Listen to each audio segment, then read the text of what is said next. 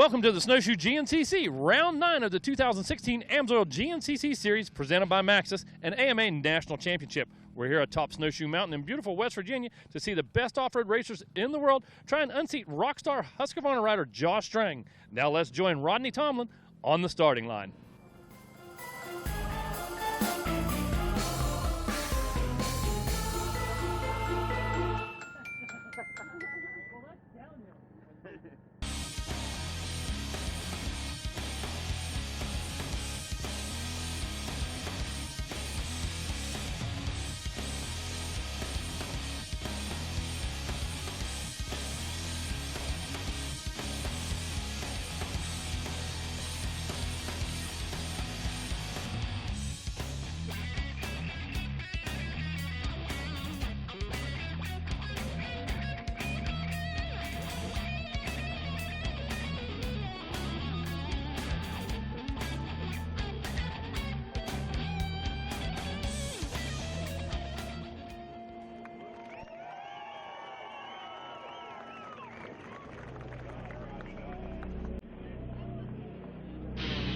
Thank you, Megawatts, and now it's time to meet your starting lineup for this, the Amsoil Snowshoe GNCC.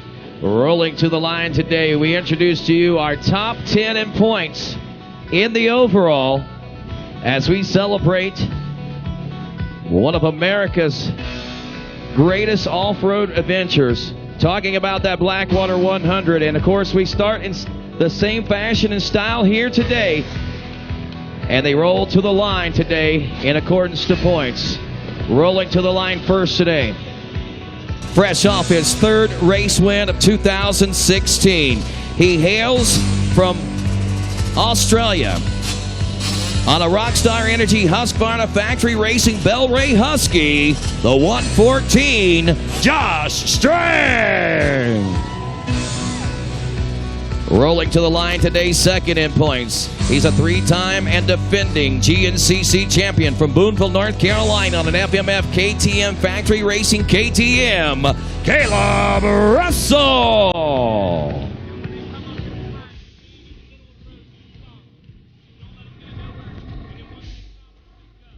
Rolling to the line today, third in points. Normally we see him starting on row number 2, but according to points today, he is starting on the front row. He rides aboard the number 10. He hails from Morganton, North Carolina on a JCR Honda backed by Lucas Oil and Maxxis Tires, Trevor Bollinger. Rolling to the line next, he rides aboard the number 7 from Cookeville, Tennessee on a Westfield Power Sports KTM presented by Moose Racing.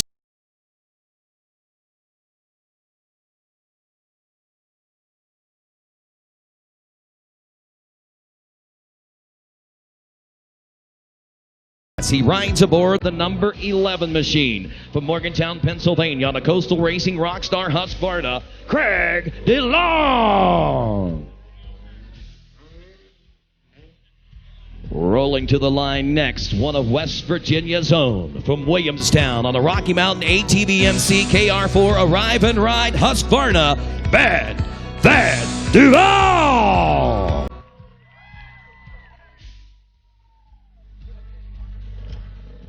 To the line next, a former XC2 Pro Lights class champion himself aboard the 514 from Belton, South Carolina on a KTM SRT KTM, Stu Baylor.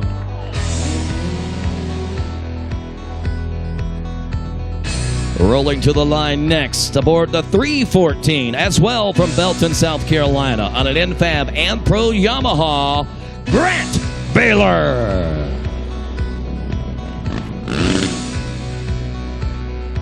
And rolling up to the line next, he rides aboard the number 212. He hails from Duval, Washington on MCS Racing Suzuki, backed by Obermeyer, Kenda, MX Tech, and Fly Racing, Rough and Rowdy, Ricky Russell.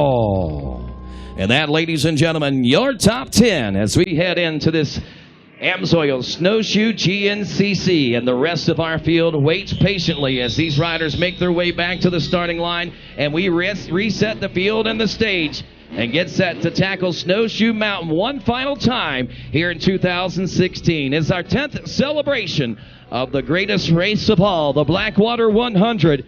Again, celebrating 42 years just last weekend on Father's Day. And today, here in the mountains of West Virginia, only moments away from where it all began, we pay tribute here high atop 48-48. The riders regain their positions back on the front two starting lines. For those of you joining us along the World Wide Web at RacerTV.com, a little different start than what you may be generally used to. This is the way it all started, though, at the Blackwater 100, a street start in the streets of Davis, West Virginia, in waves of riders of 5 to 7 riders at a time. We've got our top 10 in the first 2 rows. Again, waiting to wage war on this mountain. The one thing to point out, though, it may be an advantage sometimes to be out front, but with the way the time adjustment works here at Snowshoe, that oftentimes is not necessarily the case. What will be happening at the end of 3 hours of racing? Who will have the main advantage, and who will walk away with the Amsoil Snowshoe GNCC win? We'll be about to find out here in just a few moments as the starting sequence is about to get underway. And Ricky Towery finds his way down in front of these riders right now. And, of course, he will begin that starting sequence, which will resemble much of what we see at a normal GNCC racing event, where he will signal the riders that will have 1 minute. After the 1 minute signal has been given, we'll see the blue flag come out at 30 seconds. However, this time, we will not have a dead engine call. The engines will not shut down, and the riders will be pumped with adrenaline, ready for that green flag to fly. We'll hear the 10-second call one time today, and then following that, every 10 seconds to 15 seconds following that first start, we will then see the next wave of riders rolling into the mountains of West Virginia. Less than 30 seconds here at Snowshoe Mountain as we get set to roll here. Round number 9. Championship points on the line. A 1-point deficit separating Josh Strang and Caleb Russell heading into this one. And I'll tell you, it's been the subject of a lot of things over the last 2 weeks. 10 seconds. And road number 1 will be off and rolling here at the Amsoil Snowshoe GNCC. And there they roll into the first turn, and Caleb Russell will grab the early lead, it looks like. Row 2, Thad Duvall, Craig DeLong, Ricky Russell, Grant Baylor, and Stu Baylor. Row 3, we got Jesse Grom, Ryan Sipes, Lane Michael, and Benjamin Kelly. Row 4, Russell Bobbitt, Corey Buttrick, Joshua Toth, Michael Witkowski, and Tegan Temple. Row number 6, Scotty Grill, or actually Jason. Row number 5 is Jason Thomas and Chris Douglas. Now row number 6, the number 55 of Ohio, Scotty Grills, on one of the very few Kawasaki's out on the racetrack today. Row number 7, the XC2 Pro Lights class, Mark Carresco and Hunter Neuwirth. Row number 8, more of our XC2 Pro Lights, Sam Evans, Zach Hayes, Vance Francis, Michael McGinnis, and Mason Atherton. And they're off. Row number 9, more XC2 Pro Lights, Luke Parsons and Trevor Barrett.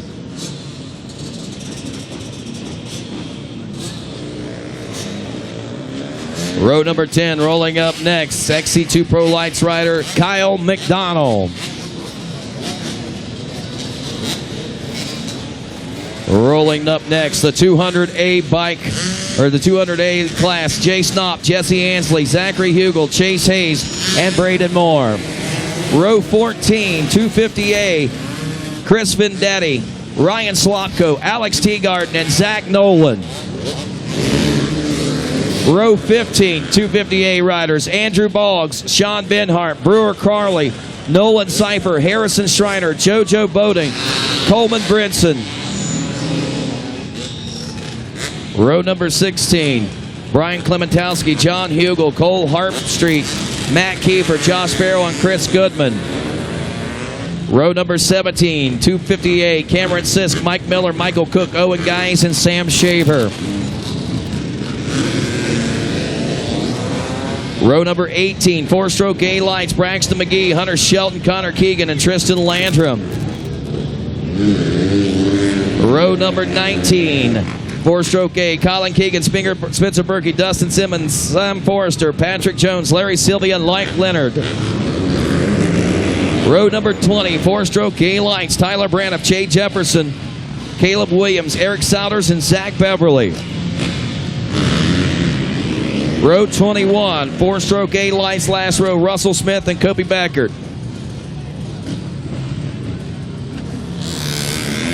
Row number 22, open A, Dylan Rash, Vincent Smith, Brady Myers, Michael Pillar, and Connor Smith. Row 23, open A, Alex Benhart, Andrew Ross, Dakota Abbott, Tyler Soriano, Luke Ross, Cody Jefferson, Brandon Higgins. Row 24, open A, Dual Murphy, Spencer Hoyt, Levi Keller, and Tommy Henderson. Row 27, Senior A, 40 plus, Patrick Tobin and Billy Schlag.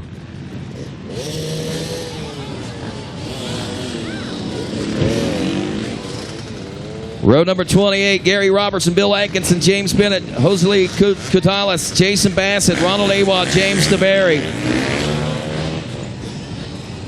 This is row 28 taking off right here, I believe. Now this will be row 29, Joe Marsh, Jesse Arsenal, Big Jim Steiner, the Bet A 30 plus class, Ryan Inman, and Joe Dean. That was Bet A. All more Bet A. Eddie Lojak Jr., Jesse Robinson, Ronald Moore, Tom Truxell, and Nick Capasso. Eddie Lojak Jr., the son of 9-time GNCC champion Eddie Lojak. Next, the 31, Fabian Barada, Albert DeMott, and Chris Levin, Bet A class. Row 32, Mason Stevens and Joseph McCarty, Junior AB 25 plus.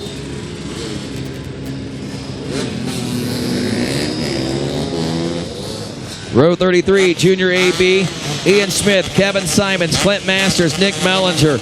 Also Josh Lewis, Jesse Kildlow, Eric Breitmeyer, and Randy Roberts.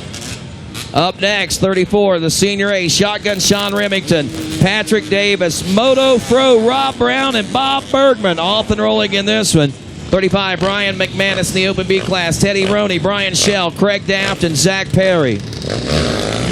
Open B, row 36, Matt Sorg, Augustus Deal, Joseph McCroskey, Ryan Gross, and Matt Bruffy. Row 37, Open B, Dominic Jarvis, Michael Hall, and Jared Shiley. Open B bike, row 38, Grant Lehman.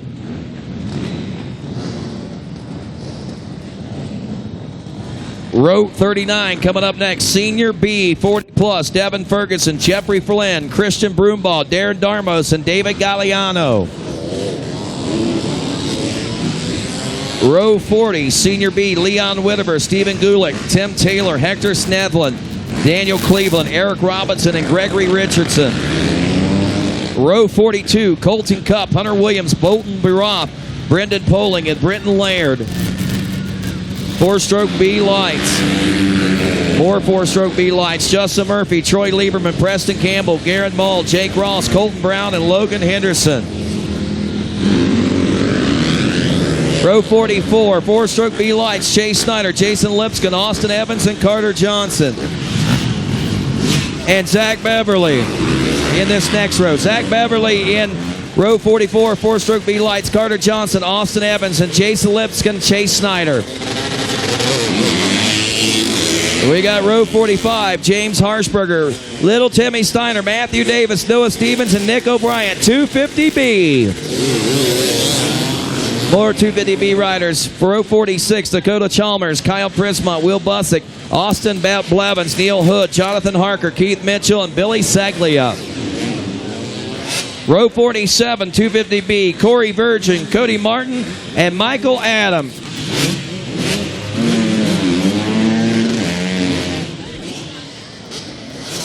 Coming up next, we got row 48, the 250B bike, Edward White III, along with Row 49, 200B bike now off and rolling. Teague Secure, Johnny Manera, Adam Parker, Nathan Davis, and Chase Colville. Row 50, 200B bike. Coming up next, Jordan Overfield, Randy Smith, Theo Lepley, Andrew Kent, Cash Jacob, and Hank Hayes. Looks like Denver Martin also the third. And our next row is going to be row 52, the Vet B, Larry Hopper, Scott Dowland, Jared Hoffman, and Mike Barber. Row 53, Bill Zavendi, Stephen Young, Joshua Doman, Wesley Lance, Glenn Haynes, Nathan Kaufman, and Benjamin Kelly. Row 54, Vet B, Andrew McQuaid, Heath Glumick, Steve Hogg, Jeremy Burton, David Leitzer, Ambrose Kolaski, and Tom Barry. And our final rows, row 55, Carson Meisenheimer from the Vet B class. Row number 80, Austin Lilly. I think I seen him take off there a few moments ago. And also, I think Daniel Milner. Actually, no, Daniel's not here. Harry Englehart, but the rest of the folks are. We've got some, a whole bunch of riders, well over 200 riders out here in this afternoon race today and traversing the trails of West Virginia and trying to tackle the toughest race in America. Who's going to come out on top? I tell you what, folks, 3 hours are going to be exciting, and we'll see you back over at the podium and near the finish line when it all wraps up in just a little bit. We'll be back with more right here on RacerTV.com right after this. Adventuring. To learn an entirely new vocabulary. Open water, Veerabhandrasana. The superheater header. The albatross. The one and only Parachute Adams. The tail whip. The sluice dry stout. Double ooey gooey.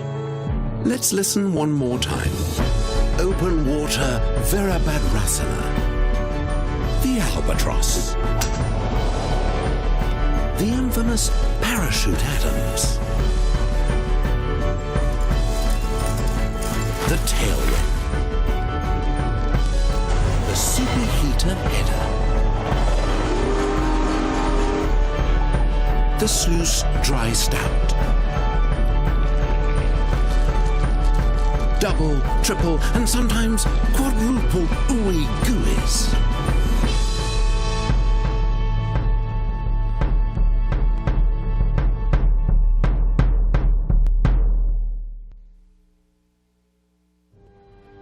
When it comes to protecting your engine, Amsoil offers the next level performance truck owners demand.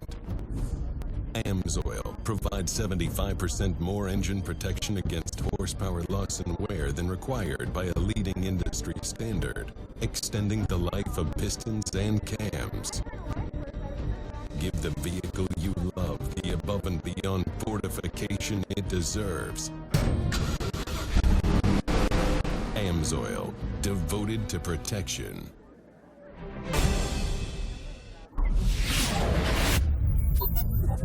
Maxxis Tires.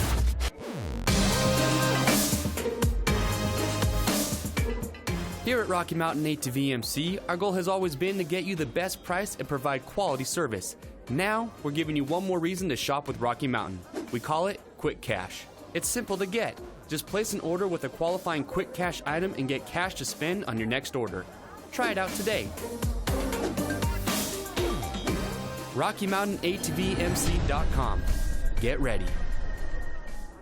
The Andersons discovered life is easier with an Outlaw RV. The Outlaw is a complete home on wheels with a multifunctional garage. Getting on the road has never been quicker. The Outlaw is made to fit the lifestyle of today's active families. So stop roughing it and start enjoying your weekends. Find the Thor Motor Coach Outlaw that fits your needs at GarageRVs.com today.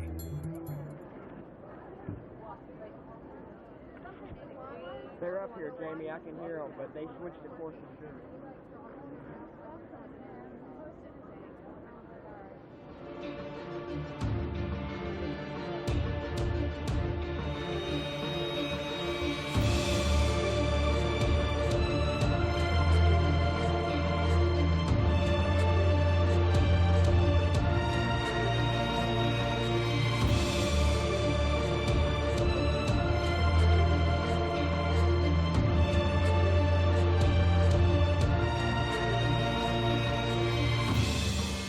And welcome here to round 9, the Snowshoe West Virginia GNCC here on GNCC Live. We're tuned in now at the 13-minute and 47-second mark. We got underway here, and things are out. Our XC1, XC2, and the rest of our riders are off and running. I'll be joined here by Matt Megawatt Watson here. Thank you for tuning in to GNCC Live on RacerTV.com. We've got the live action underway. We see our shot here. I believe this is, excuse me, I believe this is about the 2-mile marker that we're looking at here. You can see the conditions here this weekend are going to be nothing short of treacherous with the rocky, slippery conditions. Looks like we are waiting possibly on some riders to work their way past here, but I think by the way the course is laid out, they've actually already come past this shot. We'll have to get confirmation on that here in a few moments, but I'm sure we will be picking them up here soon. So that when they take off, they head off. This is the unique snowshoe double loop lap system where the lap on each side of the mountains is scored separately. So this would be what we're looking at right now is the longer side of the mountain. We're going to see lap times upwards of probably 27, 28 minutes on that side of the mountain, and then a little bit shorter, probably less than 10 minutes on the shorter side of the mountain, which is where we have our famed Howard's Hole. Things are going to get exciting. We'll have to see if we have a camera down there and we can get some shots from those guys. Oh, we do, and there it is, Howard's Hole. We see the GNCC faithful, the Mud Fleas. Matt Megawatt Watson joining us here in the RacerTV.com booth, broadcasting hashtag GNCC Live. And don't forget to get those how do you hashtag GNCC Live when you're on social media, on Instagram a picture of how you watch GNCC Live for a chance to win an event t-shirt courtesy of Moto Tees. Make sure you hashtag GNCC Live when you post those pictures. Also, we've got our Amsoil Twitter contest that's going on. Tweet your podium finisher predictions to hashtag GNCC Live for a chance to win $250 in Amsoil products. Winner will be chosen at random. You do not have to be right. You just have to get those picks in. So you can pick any of the 3 riders you like, either from XC1 or anywhere that you think are going to be your podium overall finishers. You know, if you got a family member that's riding one of the H classes or the B classes even, and you think today's their day to get it up there on the overall podium, you know, the conditions here today certainly lend themselves. Matt Megawatt Watson, we've been talking about this so much this weekend so far. This is America's toughest race, and as we look here, we see why. These holes are just treacherous. Obviously, we know we had some inclement weather roll through here on Thursday, and it really made this race one for the ages. Yeah, no question about that, Johnny. We are only a couple mountain ranges over from the original Blackwater site over in Davis, West Virginia. And you know what? The very same terrain that we saw over there, Johnny, we see here. We see the rocks, we see the roots, we see some of the bogs. What we don't have now is we don't have the open peat bogs on the plateaus. You know, that's the one thing that we have as different. So, but when you look at the type of rocks, you look at the type of soil, you look at the amount of moisture, we don't have as many creek crossings, but you know, this is very similar terrain to the original race. That's why it is a tribute to the Blackwater 100. Absolutely, and a tribute race is exactly how I would describe it. You know, Matt, do you remember the tagline for the Blackwater 100? Do you remember what it was? America's toughest race. No, that was one of them. The famed one was 100 miles of mud, guts, and glory. Absolutely, man. That was on the T-shirt for years. Absolutely, and you know, here we have not quite 100 miles, but we're probably going to end up somewhere in the neighborhood of 75 or 80 miles. Rather than mud, guts, and glory, here on Snowshoe, we'll call it rocks, guts, and glory. Yeah, you know, it's interesting. You mentioned that. We talked yesterday. When we talked about the 100-miler series, you know, we raced 3 hours here this afternoon. We're going to do as many laps as we possibly can, and we're going to end the race as near 3 hours as possible, and that's going to determine our winner. Well, I can tell you this much. When the 100-milers were laid out, we have approximately an 11, 12-mile course here today. Those original races, they were 23 to 25 miles, and the bottom line was it was 4 laps. It doesn't matter if it took 3 hours, 4 hours, 5 hours. We were going to go 100 miles, and we mentioned that yesterday, Johnny. So when you talk about that original series and you talk about the guys that were the originators, the innovators, you talk about the Mark Hydes, you talk about the Dick Burlesons, the Jeff Russells, all those guys, let me tell you, those are the guys who've helped develop this series. Those are the guys who've helped this series grow over the years, and that's why we see such a similarity between the races. Absolutely, and Matt, you know, one thing that really kind of hits home when you say that, most of those names that you said, those guys are here this weekend. You know, they're in the industry. They're here as fans, as spectators, as industry types. Some of them even rode this morning. Hey, Johnny, if you look right down there in the first turn, there's Joe Parsley. Just took his medicine right there, taking a drink of water. Joe Parsley sold me my very first motorcycle. Joe's celebrating with us. Joe just turned 65 this year. Joe raced 13 times in the Blackwater, trophied 11 times, and had a couple class wins in there. And the 2 years he didn't trophy or win, he was taken to the hospital. So that's what kind of competitor Joe was. And you mentioned mentioned a lot of guys being here. Joe wouldn't miss a tribute to Blackwater for nothing, man. Had to be here today, and we're glad to have him, as well as all of our other past racers, champions, and anybody that's ever attended Blackwater. Absolutely, you know, and one thing that we do know about the fans here at Snowshoe, just like our GNCC fans, they are hardy. You can see by the shots that we're getting here from out at Howard's Hole, we've got nothing but just flowing water, mud. When these guys come through here, you're going to see just how treacherous this section is, Megawatt. And, you know, with these fans, they're out there, and they're, you know, they're consuming some adult beverages or maybe water or whatever it may be to keep hydrated so they can pull these riders through the these terrible holes, and you know what? It's one of those things, Megawatt. Some people love this place, some people hate it. You know, it's just like your restaurant. Some people love it, some people hate it, man. Everybody has a different taste. You know what? Factory Phil Smith loves this place. The tougher, the better for guys like that. Other guys like a St. Clairsville. They like a faster track. They like a not as much elevation chain, not as much rock, that type of thing. So everybody does have a different taste, no doubt about that. Absolutely, you know, and we had a chance to check in with one of West Virginia's own before this race to get his take, Thad Duvall, on just exactly what he thinks of America's toughest race. I don't know. I've had some really good rides here, and then in 2008 I almost won the overall in XC2. So it's a good place for me. I don't know. I enjoy the rocks and the mountains, and you know, I grew up in West Virginia, so it's a hometown state for me, and you know, it's definitely a way different race than what other races are like. And you know, lucky enough for me, I know a family just like 2 or 3 mountains over, so I get to ride the rocks all week leading up, and you know, I'm ready to go out and win. I love this place, and you know, it really suits me well, and just put that Husky in the middle of the box.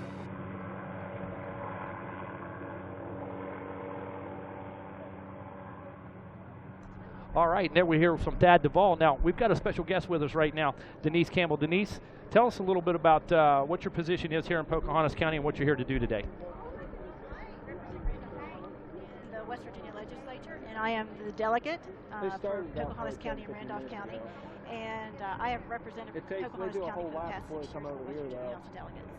Well, congratulations to you, and tell us exactly what your cause is here today, what we're here to talk about today, and what we're here to tell these spectators.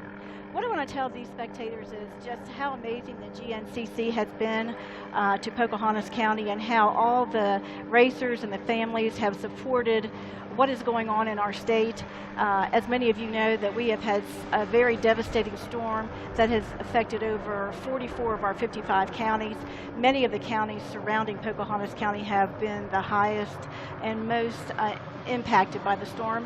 And we just want to say thank you. I want to represent the whole state of West Virginia by saying thank you to the GNCC family, all the racers, and all the volunteers, and Snowshoe, especially Snowshoe Foundation, who has started a website to where you can donate funds to help the West Virginia citizens that have been affected by this flood. Well, I know, Denise, one thing I can tell you, before anything was mentioned, as these families were rolling in the middle of the storms Thursday night and Friday, before anything was ever mentioned, there were families from Georgia, the Carolinas, New York, offering to help, wanting to know what they can do for these victims. And, you know, it says a lot about our GNCC Racing Nation and our family. It sure does, and I know I've been receiving emails for the past 2 days just being told by representatives here in Pocahontas County how amazed they are that they were getting calls before arrival and say, you know, what can we do? We want to help. We're so concerned about your citizens, and I just think that's totally amazing that they were setting aside what their purpose for being here is, but that they are looking out for our citizens. And I just think it's just amazing. I've met several of the racers today, and you know, when I was a young girl, believe it or not, years ago, that was quite years ago, I actually had a couple motorbikes, but this is really amazing, and I'm just so happy that GNCC is here on Snowshoe, and I'm just so happy that this event was able to continue. But thank you so much for supporting all of the West Virginia and helping us to help our citizens that have been devastated by this flood. Well, Denise, thank you, and thank you for everything you do for our wonderful state. We appreciate you, and we're going to get back to the call now with our man Johnny Gallagher, and thanks to the GNCC Racing Nation for being so generous, and good luck to you in your future ventures. All right. Thank you so much, Denise. Absolutely. So Denise Campbell there, folks. Now, looking out on the track, it looks like the number 1 machine, Caleb Russell, making his way up the rocky right-of-way now. It looks like he's possibly possibly got a bit of a gap over second place right now. Looks like these guys just making their way up out of the woods. Now, we've talked about this section yesterday, Fred Andrews and I did. Even though this is a ledge, Johnny, still got standing water up there in the middle of the ledge. These guys able to drag that water along so that what was once a 20-foot mud hole is now a 40-foot mud hole. Look at this. Is this our second place rider? Looks to be Trevor Bollinger. So starting on that front row has definitely been an advantage for Trevor. He is there in second, and there is our, Thad Duvall makes the pass on Bollinger. Now it is Thad Duvall into second place physically. And folks at home and folks here watching, keep in mind that number 5, KR4 Husqvarna, did start on row 2. So that gives him a 10-second time advantage over the riders in front of him. I don't think that quite puts him up to Caleb Russell, but very close. Now we see the number 7 Westfield Power Sports KTM, Jordan Ashburn. Look at that front fender smash down. You can tell he's made some contacts. But, look at that. Those long legs, Jordan Ashburn really putting those to use, getting that KTM traction up there. And, Jordan really likes the mud. So This is one of those days he's going to be charging through Howard's Hole looking to make up some time. No doubt, that's his kind of terrain. Johnny, I got to tell you, when we look at this hill, it looks so different than when you took it yesterday. The dirt has been rubbed off. There's more almost like a flat rock surface up through there instead of half exposed rock. And you guys were getting 0 run yesterday. When you came up the first part of that climb, made the dog legs, you guys had 0 momentum. How tough was that? Oh, it was definitely tough to keep your momentum and try and get traction up there. And man, look at these guys just clawing and fighting their way up that. The TV camera really doesn't do it justice just how steep that is. You cannot stand on that hill. So it looked like our top 3, where we see Ricky Russell letting Lane Michael get around in there. Now Lane Michael having some troubles, and Ricky Russell, I think Ricky Russell might have some issues. Looks like he's really kind of not being aggressive up that hill. Now we see Caleb Russell coming down the other way. The number 1 machine out front charging. He's got that white gear, which we'll see how long that stays white today, but he's on the charge and putting some distance here early. We did see Josh Strang back in what looked to be about the number 4 spot, and then followed closely behind him was Ryan Sipes. Then it was the Baylor brothers in 6th and 7th, so that is our top 7. Then we did obviously see Lane Michael, Craig DeLong, and Ricky Russell all work their way up the slope as well. And here comes that next pack. And there it is, Thad Duvall physically into second. And you know what? He's got to be really close on corrected time to possibly catching Caleb Russell. Yeah, when you look at the corrected time, I'm going to have to agree with you, Johnny. I'm going to think he's right there. But I want to tell you something. Look at that on screen. Are you seeing what I'm seeing? He is waving at Trevor Bollinger. Come on, buddy, let's go. Thad Duvall, he's not only does he want to help Trevor go along, he knows that having another rider there will help him keep his pace. It keeps you pushing, and that's exactly what he's looking to do. So there is the 4th place ride of that is Jordan Ashburn, and we see again that front fender. That's not slowing him down, but it probably is messing with his vision a little bit there. Not only that, that thing's bouncing and catching in the knobbies. As close as that was to the front tire, this is going to be a hindrance to him. And you saw Thad wave and say, "Come on, Trevor." Let me tell you something about you're good friends with the JCR camp, and those guys are expecting big things today. And I'm going to tell you what the goal is. But we take a look at Josh Strang now. And you know what? We talked to Josh earlier about some incidents that happened last week or 2 weeks ago. Let's take a look at that right now, Johnny. Caleb caught me on the last lap. He was riding well, and he caught me and he passed me aggressively, but I was smart enough to back off, and then we were rubbing and I backed off because there was no room. The same opportunity came up for me and I took it, and we were rubbing and he didn't back off. So I was in the main line. I felt like I had the right of way, and it was just something that, like people have said, there's 2 guys that want to win, probably worse than anyone on the pro row, and it came down to that, and anyone that really knows me knows that I'm not a dirty rider, and I've been racing this series for 10 years, and I took a good friend of mine, Jimmy Jarrett, out in 09, I think, with 2 corners to go, and it was unintentional. I let him pass me back for 2nd place, so that's not something that I do, and the people that talk the garbage they've been talking, it's really disappointing, and we'll just come out here and have some fun tomorrow and race my own race and do what I know I can do. I've been riding in the rocks and I feel good, so it should be good. Now I want to win this championship worse than ever. The first couple of races I won fair and square, and nothing against Caleb. He didn't turn up to the podium, and I've been beat. He won the next five races in a row, and I turned up to the podium, my head high and everything, and. Just difficult, yeah. It bums me out. People talk trash, and I'm not about that. I'm a good sportsman, and that's how I was brought up to be, and I feel like everyone else should be too. But I don't think it's so much him talking the trash. It's other people around him and that sort of stuff. It's just it's him and I on the track, not everyone else, and it is what it is. It's racing. It happens in all disciplines. So I mean, it's just keeps everything exciting. Well, exciting for sure, and certainly adds a little bit of extra excitement here today. You can tell by that interview and the things that Josh had to say. Obviously, there was a lot of discussions had between those two riders and their camps. Obviously, the KTM and Husky teams very closely linked. Now, we'll be getting an update, Megawatt. As we click that there, we should get our overall. We're going to find out if Thad DeVault, is actually ahead of Caleb Russell on corrected time. If we refresh that one more time, we should get to see it there. It doesn't look like he's... it hasn't quite checked in yet, but we're waiting with bated breath to find out. Obviously, early in this one, but it's always exciting with Snowshoe with the corrected time to see exactly how things pan out. But so Thad DeVault not quite, so he's 23 seconds behind Caleb Russell, not quite close enough to him there. You know what? I'm thinking possibly that his transponder did not read, because I don't think that was 23 seconds, but I surely could be wrong. But yeah, with that interview with Josh Strang, you know, he definitely had a lot to say. And, you know, those guys both had quite a bit to say, it seemed, after the last race in terms of exactly how that little interaction between them went down. I think when it was all said and done, most of at least the two riders involved kind of agreed that it was a racing incident. And, you know, whether it was aggressive or not, you know, that's only known between them.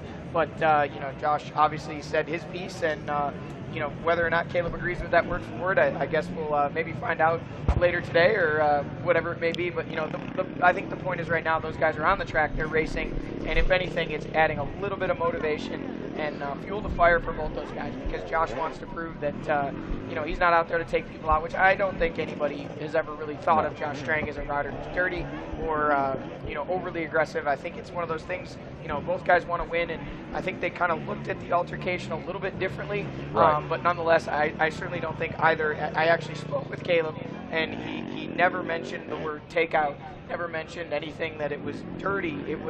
I think it was more unexpectedly aggressive, right, is how it seemed to be from him. But again, he needs to tell that story himself. So, but right now those guys are out there and racing hard. Caleb with the lead, Strang in the 7th place spot overall, 6th place in XC1. So right now and actually Josh Strang now drops back to the 8th place spot overall as Craig DeLong checks in, bumping him back another overall position. So it's as we do the rundown of our top 10 overall, it is Caleb Russell leading the way and leading XC1.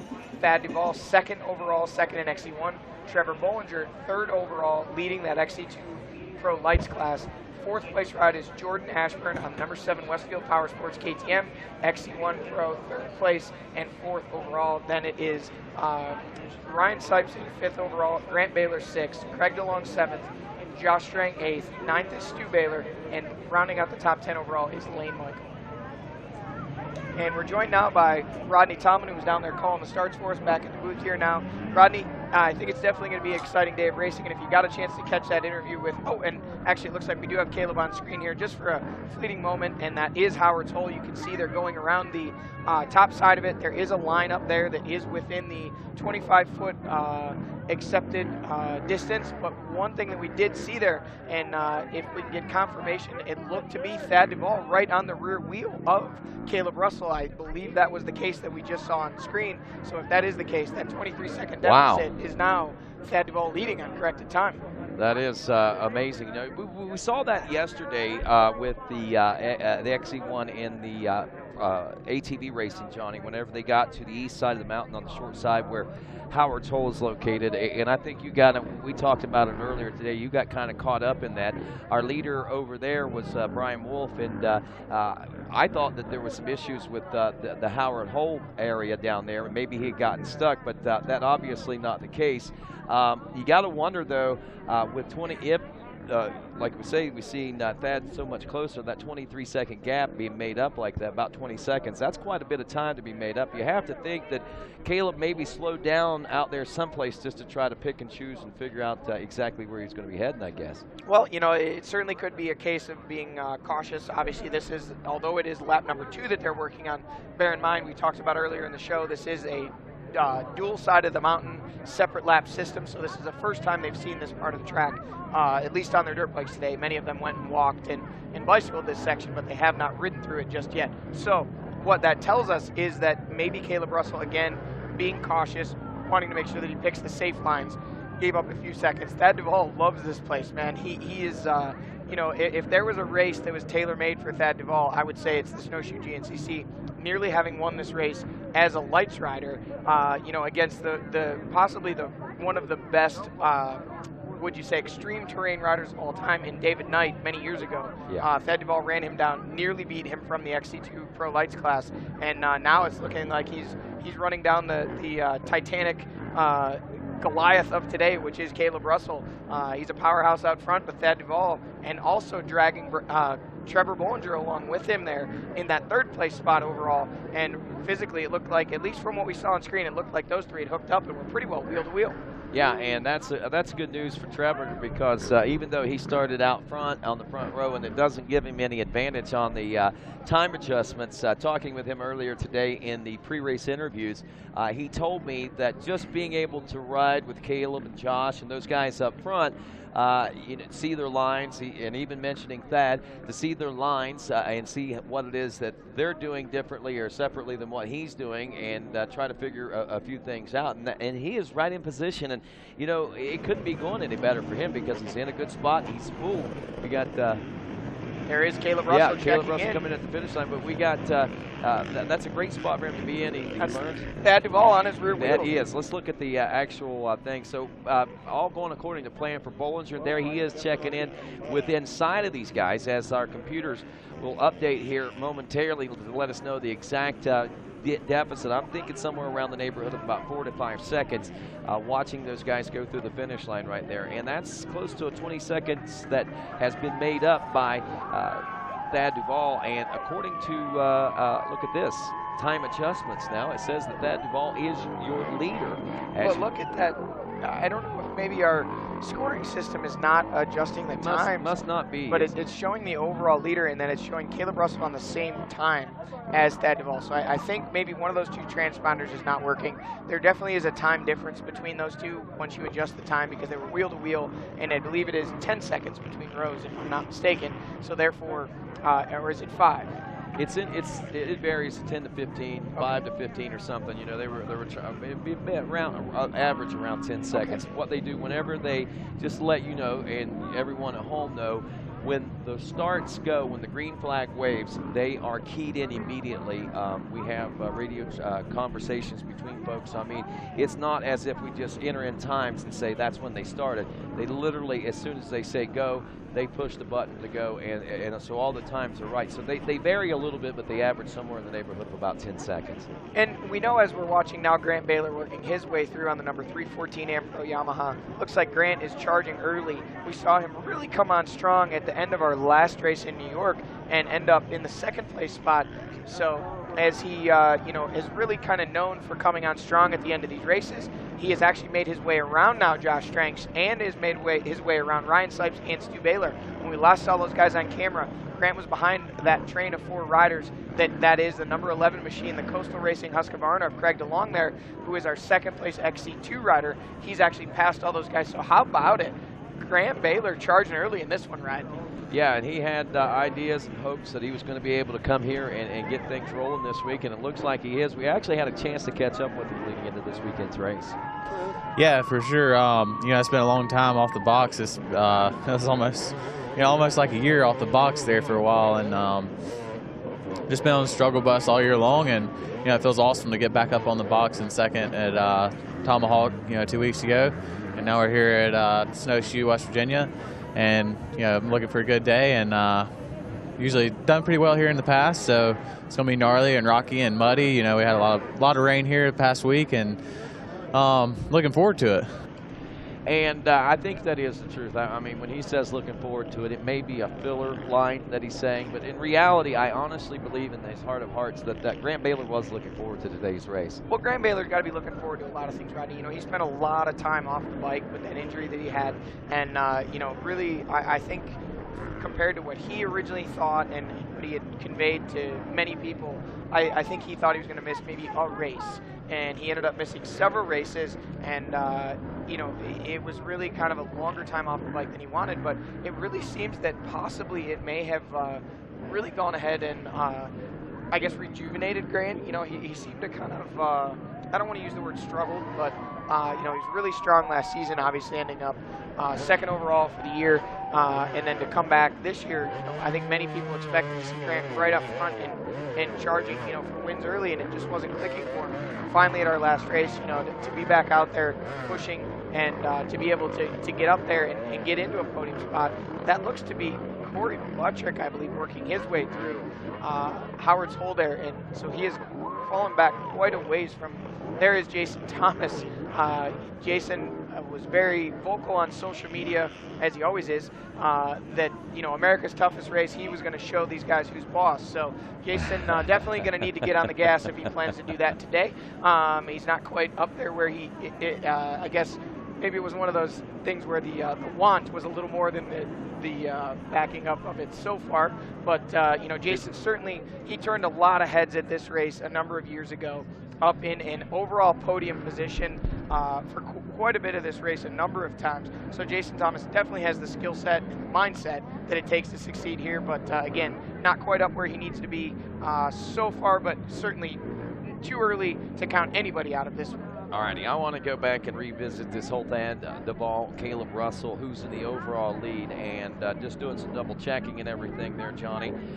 Thad starting off in the second row is some 10 or 15 seconds deficit there, and as we look at the overall elapsed times right now, Caleb Russell checked in with that second lap, or the first full complete lap of that short side of the mountain over there. 33 minutes, 55 seconds, 0.9. Thad Duvall, 33:46.4. So it looks like that Thad actually has about a 9-second lead on adjusted time over Thad. He's currently running in the second place position. Lap time on the short side of the mountain, 5:55.016 for Thad Duvall and 6:17.156. So there's the tail of the tape right there in that one, Johnny. Absolutely, you know, and then, you know, while we're talking about this whole complicated starting situation, it's awesome to be able to start on a paved road. You know, again, another throwback tribute to the Blackwater 100, 5 riders on a row. Again, we did confirm roughly 10 seconds in between, and now with him being 9 seconds ahead, makes perfect sense because when they checked in, he was basically on the rear wheel, scoring somewhere in the neighborhood of a second behind him, but with that time correction actually being 9 seconds in front of him. Another thing, when we were talking about Trevor Bollinger and how he was excited to be able to ride with these guys and learn from their lines, which I couldn't agree more with. That's a huge advantage for Trevor to be able to see how these guys ride, the way they link these lines together, and the way they get through sections like this, because this is just absolute chaos. These are many of our, some of our riders a little bit further back in our XC2 class, starting to see quite a few of our A-class riders work their way through, and now we can see these guys really kind of churn this this mud up and see what Howard's Hole is really all about. But Bollinger is a rider, Rodney, if you think about it, we almost never see him start near the front. Right. That XC2 class is huge, you know, sometimes upwards of 40 riders sometimes in that XC2 class, and he just never seems to be up there. Well, today, his bike was already running. He was on that front row. The worst he could possibly be off the whole shot was fifth. Yeah. That was the worst case scenario for him. So I think we actually had a chance to talk with why of exactly how that kind of works out for Trevor, and we'll hear exactly what he had to say about it. I think it's with the Honda. The rotation of the piston, the Hondas only fire once, and every other bike fires twice.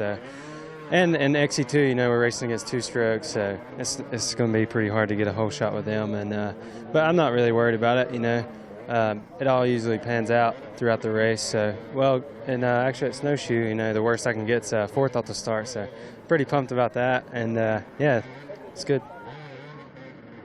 Trevor alluding to the fact that the worst he could be was 4th. Maybe we were missing a rider from our front row. Oh, yes, Chris Bach. Yeah. Oh, sorry, buddy. My bad. Forgot you used to race dirt bikes. Chris Bach, unfortunately, not able to compete with us today, and also had to sit out our last round in New York, where he would have been the defending 1-time-in-a-row champion of the Tomahawk from last year. Unfortunately, having a pretty gnarly crash there on the last lap at the John Penn, breaking some vertebrae in his back and having some head injuries to go along with it. He's here with us this weekend, possibly down in this mud hole here, helping his teammate Trevor Bollinger, and actually spent the better part of the last 2 weeks with me trying to whip me into shape for snowshoes. So good to have him here with us this weekend. But again, Bollinger alluding to the fact that the worst he could be was 4th off the start, and it looked like he was even better than that, because when we first saw him, he was 2nd. Thad was able to work his way around, but still running up there physically in 3rd and on adjusted time in that 3rd place spot. So definitely off to a good start here today for Bollinger. No doubt about it. It is Duvall out front on adjusted time. Caleb Russ is physically out front, but in 2nd on adjusted time. Bollinger in 3rd. Jordy Ashburn is 4th. Grant Baylor rounds out the top 5, and then Sipes, Stu Baylor, Craig DeLong, Josh Strang, and Lane Michael. GNCC Live continues after this.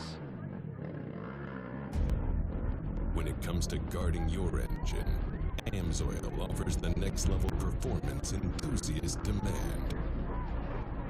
Amsoil provides 75% more engine protection against horsepower loss and wear than required by a leading industry standard, extending the life of pistons and cams.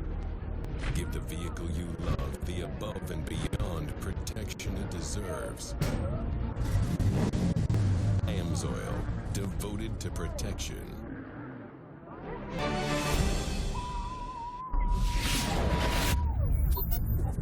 Max's Tires.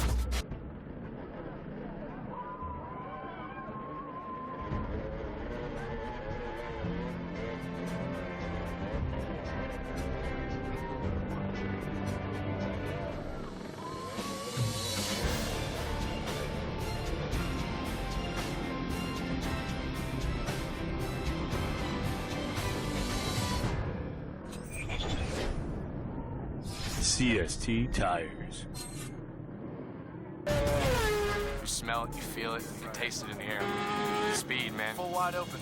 Blast. I didn't really like high school too much. Too booky, too take notes, learn this, and that's it. Got wild tech. That full-size motorcycle. The feeling of taking them apart every day, putting them back together. You can't explain it. Everything I learned applies to now. Seeing your motorcycle that you put together right around the track at 180 miles an hour. Oh, definitely rewarding. My name's Mike. My school's Wyotech. Get on the fast track to a career. Turn pro at Wyotech. I've been with Liat for a lot of years, and I know the dedication they have for safety. When they told me they were coming out with a helmet, I signed right up.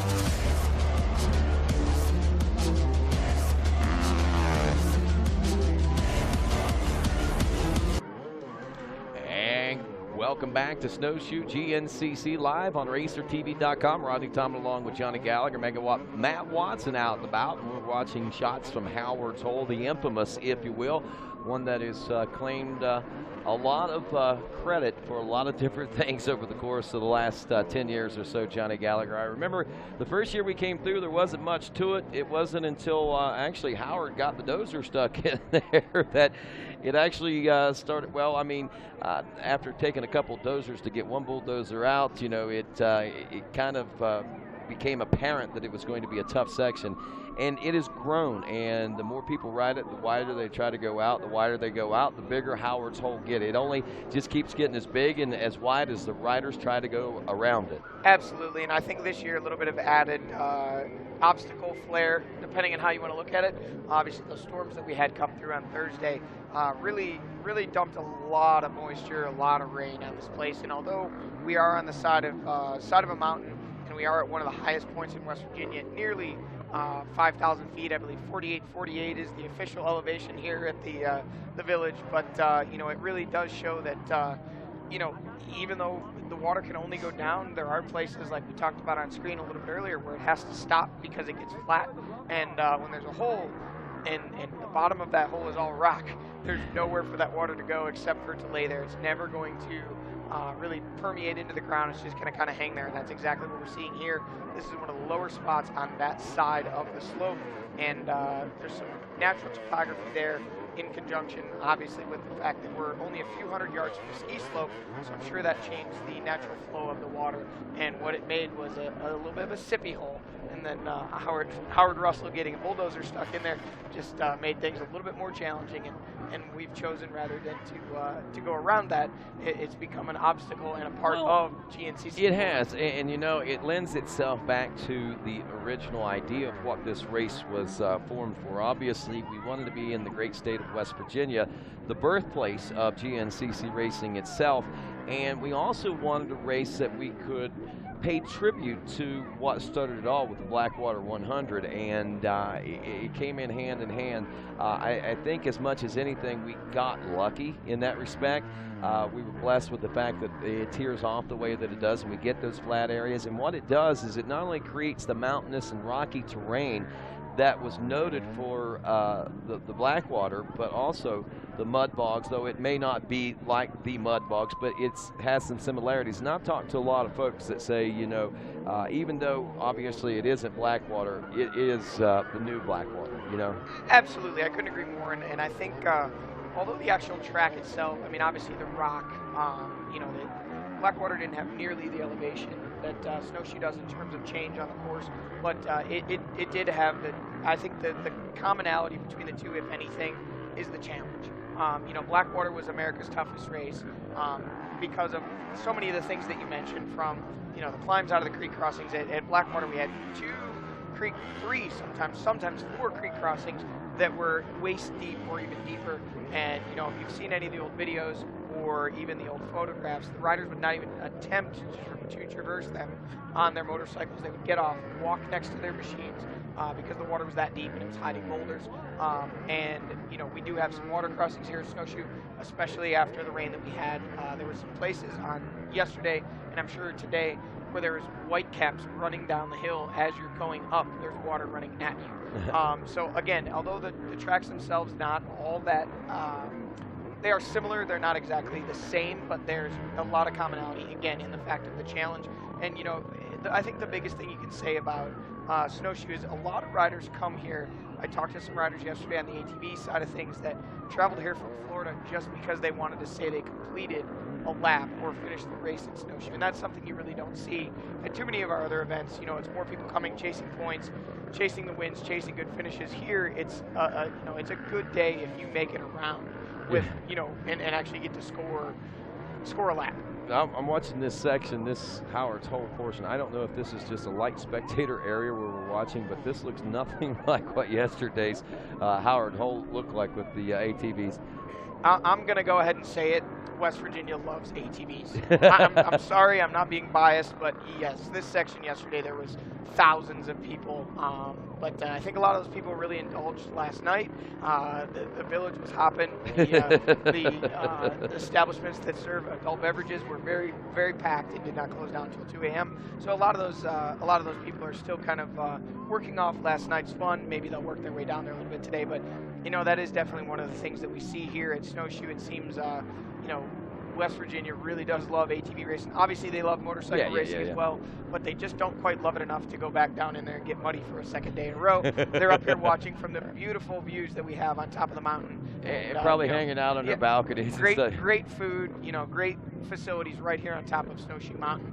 And it's hard to believe when you're watching this on screen. You really have to remind yourself that it really is just, you know, a half mile down the mountain that this is where this is happening. Because up on top here, everything's paved, green grass, manicured bushes, you know, beautiful buildings that have been about 2,500 feet that way. It turns into a totally different and just scenario. over there, it's like, wow, you know, you walk down there, you're expecting to hear the dueling banjos, you know, and you really don't want to walk too far away from the track because you never know when you might encounter a straight black bear or whatever. So up here on top of the mountain, it's a resort. Down in the woods just a little bit, it's a treacherous obstacle course for motorcycles and ATVs, and we're seeing that here. But all these guys doing a great job of getting through, you know, even with the conditions today. You know, we saw it in the morning race. Obviously, we do see some riders hitting the deck, and look how deep that is, Rodney. That is up over that rider's engine, and we see this female mud flea in there, and she's saying, no, come up here. You don't want to go where that guy went. It's a little too deep. These guys seem like more serious type mud fleas today than what yesterday's were. They were out for the fun, but these guys are actually down there to help, it looks like. Well, when I say West Virginia loves ATVs, there's a certain group of West Virginians that really love ATVs, and they also really love PBR. And there was a lot of PBR cans down there this morning. So I think those guys were down there for the show. As you said, most of these spectators. A lot of Adam McGill fans. Yes, too. absolutely, absolutely. And these guys here, we see some of the team members there with the radios. They're down in there making sure that their riders get through. We see one of the Coastal team members there. I think that's John Henry, the steel driving man. He's one of the UTV guys that they have over there, down there doing spotting for these guys. John Henry, the steel driver, and also a golf ball driver. I saw his name on the long drive ticket during Friday's golf tournament, and I thought maybe he might have needed. Oh, there we go. We see Jacob down there. He's taking a little bit of credit for getting that camera up and rolling, giving us the big high sign on screen there. So, yeah, John Henry, he can drive a golf ball as well as a UTV and drive his riders through these mud holes. Well, there you go, and it's a matter of pick and choose. Again, down there, it looks like everybody's all in trying to help people get through out there. I mean, and you don't have to really send these guys in a way to try to make them struggle, because it's a struggle from when you drop in there to when you get out, it looks like. Absolutely, you hit the nail on the head there. A lot of the races you'll see the spectators, some of the more casual spectators that will try and send riders, I wouldn't say bad lines, but lines that are a little bit more challenging, because they like to see the struggle. They like to see people get stuck, but then when they do get stuck, they'll jump right in there and help them out. But here at Snowshoe, especially down there in Howard's Hole, you don't have to do anything additional to see riders get stuck. You just have to wait a few seconds. It's going to happen. So we see some of our B-class riders working their way up the steep side of this power line hill here, and we see just how tough this is. These riders are having a hard time even making it up these hills. These rocks are just sharp. We see a rider perched. Oh, look at this, Rodney. I don't know how he got over there. I think he might have to come back down before he goes up any further. Hey, let's talk a little bit about this particular hill right here yesterday. We saw a lot of action on this hill. I mean, you could either make up time or you can lose some time. And I think that the camera does it a little more justice than what we see. And you can tell that the crowd has shifted. I know there's a lot of people asking about that big hill climb and everything. But taking a look at this, talk about that. I mean, you've got that long climb up this way. You level off for just a moment and you zig a little bit, and then you go right straight back up. And there's a lot of rocks, loose rocks there too, it looks like. Well, yeah, you see this shiner above my right eye.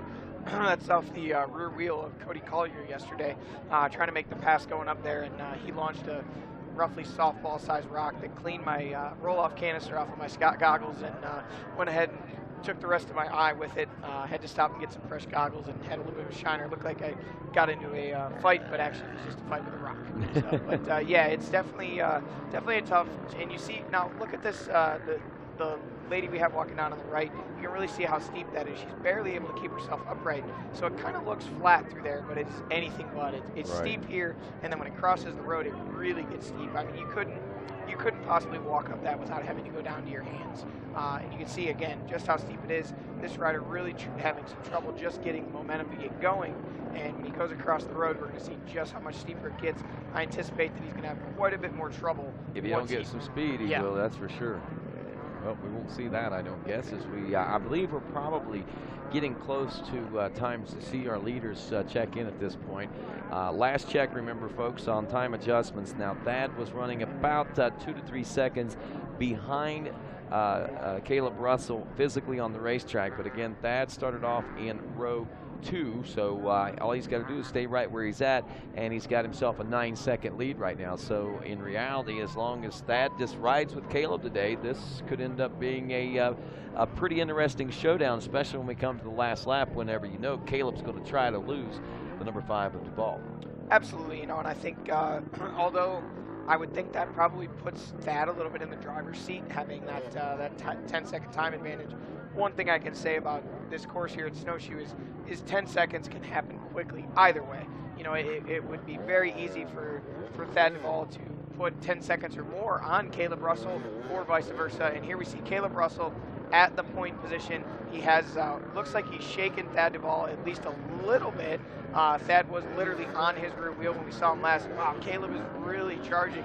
You can see him riding the rear wheel of that FMF Factory KTM. He's doing everything he can to get that machine hooked up and charging, and see the fans leaning out over the way. He's really trying to extend that gap physically and see if he can get it back to the 10 seconds that he needs to have over Thad Duvall. Well, Duvall, or actually Caleb, hit the top of that hill at the 51 mark, and I don't think there's any way that Thad is going to be within that 10, 15-second range there, that 10-second range. Oh, Trevor Bollinger. Oh, mercy. So we've lost Thad physically on the racetrack, at least for the moment anyways. Bollinger checks in second. That might be him behind him now in the number 3 spot. So Duvall is still in the thick of things as far as the top 3 overall, but back in the number 3 spot now as he has found some struggles. And that's the funny thing, you know, we talk about Howard's Hole when we talk about the struggles and the challenges that's going on there.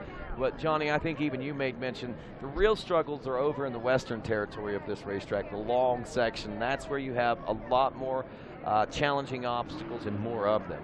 Certainly a bigger variety of challenging obstacles over on the western side of the mountain. I think on the eastern side, that side with Howard's Hole, it really is just Howard's Hole. Everything else over there is ski slopes, fire roads, a few short little bursts of wood sections that are no more than 100, 200 feet long. As we did see Caleb Russell work his way through the VP Fuels Pro Row, so it looked like no stopping, no anything for Caleb. He was on a mission, headed out, weaving his way through those hay bales. There we see, that was the guy that we were waiting to see him if he made it up the hill. He did make it through. He made it at least as far as the VP Fuels Pro Row. We see Johnny Campbell standing there. Looks like they're prepping possibly to bring Trevor Bollinger into the pits or not. Bollinger turns. He is coming in. No, he thought he was going to pit, but he's not. Interesting to see. Trevor Bollinger has a water bottle hanging there, and he did have that as he came up the hill. So I don't know if he's carried that all the way from the other side of the mountain, or if he got that out there somewhere in the woods. Look at this. Jordan Ashburn, talk about riding the rear wheel, Rodney. That was poetry in motion right there. Yeah, it was. He's looking good in this mountainous type terrain. As he makes his way up, Caleb Russell makes his way back down the other side of that steep hill and up the paved roadway that we have to the next section of tough race course here at Snowshoe. By the way, Jordan Ashburn getting married, I think, in a couple of weeks, as a matter of fact. So we want to wish him and his new bride all the luck in the world, that's for sure, and hope them the best. And I guess there's wedding bells in the air for Thad Duvall coming up too, I guess I understand as well. So it's going to be a pretty eventful summer in the off season, I think, for some of our XC1 pros. Absolutely. You know, those guys, obviously right now they're focused on getting through this race and trying to get themselves onto the podium, or even better, possibly get a win. And soon after, they're going to be focused on things like rehearsals and tuxedo rentals and all that kind of stuff. But right now, the business at hand, dirt bikes. There we see Grant Baylor working his way up, headed climbing towards the VP Fuels Pro Row. There is Jordan Ashburn, our 4th place overall rider, who has now worked his way through VP Fuels Pro Row. He will be seeing Grant Baylor go the other way. Josh Strang still not able to make his way back. Oh, that's another one of, oh no, that looks to be Craig DeLong. Yeah. That was right behind Strang. I thought that was Baylor. I didn't know how that was possible since we'd already seen him go up. But and I also don't know how I just mistook Craig DeLong for Grant Baylor, because they're not anything even close to each other. There's an interesting thing there coming onto the pavement, man. I mean, we go from the rocks and they go into the pavement of the pits, they go into that downhill, and then they hit the pavement again. What's it like for you guys riding on the pavement after being through all that? Is it a good place to rest for you guys? Do you make up time out there? Do you try to push it and take advantage of the smoothness, or do you use it for a rest time? I would say more of a rest time. It's incredibly slick too when you make this left-hander here. Like, you see these riders are barely moving. They're trying to get to that inside, because as the moisture sits on that pavement, mixed in with the dust and gravel that's there, it's literally like trying to walk on ice in, you know, slippers. It just doesn't work. The bike just slides around all underneath you. So the biggest thing those guys are thinking, trying to get turned in that corner, is don't fall down. Then once they do get squared around, you know, that is probably a good 12 to 15 seconds up to the next corner that you're just in high gear cruising on that road. So it's an opportunity to shake out the arm pump, adjust the goggles. We saw Caleb Russell reach back and either pull his pants up or adjust his water pack, one of the two. So if you have anything that maybe isn't quite feeling right with you or the machine, that's the place to kind of fiddle, adjust, rest, regroup, and then charge into that next section to do the best you can to try and make up time on the guys in front of you, or in the case of Caleb Russell, trying to open up that gap over Thad Duvall to see, we'll be seeing here within probably under under a minute or so, we should be seeing these guys check in at the completion of what would be lap number 3. And we're going to see just how that time adjustment plays out between our leaders. Grant Baylor now down off that side of the mountain, and there's Ryan Sipes behind him. We didn't see him in that last shot, but Sipes is charging hard, now followed by Strang. So Strang physically, I believe, 6th, if I'm not mistaken, 6th or 7th. But I know we've got some riders on corrected time also in that mix. And here it is, folks. Caleb Russell checking in, 3 laps complete. All righty, we'll get the official breakdown on this one. We do know that Caleb basically has gotten the overall, at least over Thad Duvall on adjusted time. Again, Bollinger, and he started on the same row, so we don't have to worry about that from a time adjustment situation. So as we wait for our scores to update on the computer, we'll get you in on that. But Russell, again, is first place, your overall leader. He scanned in at 1 hour and 2 minutes and 9 seconds. That lap time on the long side of the mountain, 28:13. And there's Trevor Bollinger checking in, our second place physically rider, and he has shaken Thad Duvall. Unless Duvall checked in when we did not see him, but I do not believe that is the case. So this is not good news for Thad Duvall and Thad Duvall fans. He was right on the rear wheel of Trevor Bollinger. Now Bollinger has checked in. We did see those guys go through the VP Fuels Pro Row, so we know he did not pit or stop for fuel. So something has happened to Thad Duvall that has stopped him from checking in here at the completion of lap number 3. We saw this at the last race, and it ended up being Thad had made contact with some string on the grass track, had torn his face all up, and was able to charge back and get a position, I believe, inside the top 10 overall, if I'm not mistaken. So a heck of a charge back. We'll hope that's not the case. Maybe just a small miscue. It hasn't been much time yet. But nonetheless, we can definitely safely say that Caleb Russell hanging on to the overall lead. Trevor Bollinger now safely into second. Thad Duvall has dropped at least to third, if not worse. We'll have to wait and see. We should be seeing Jordan Ashburn come through here just about any moment for our third place overall. Thad Duvall coming actually DQ. David Quillen pushing Thad Duvall's bike back into the KR4 pits.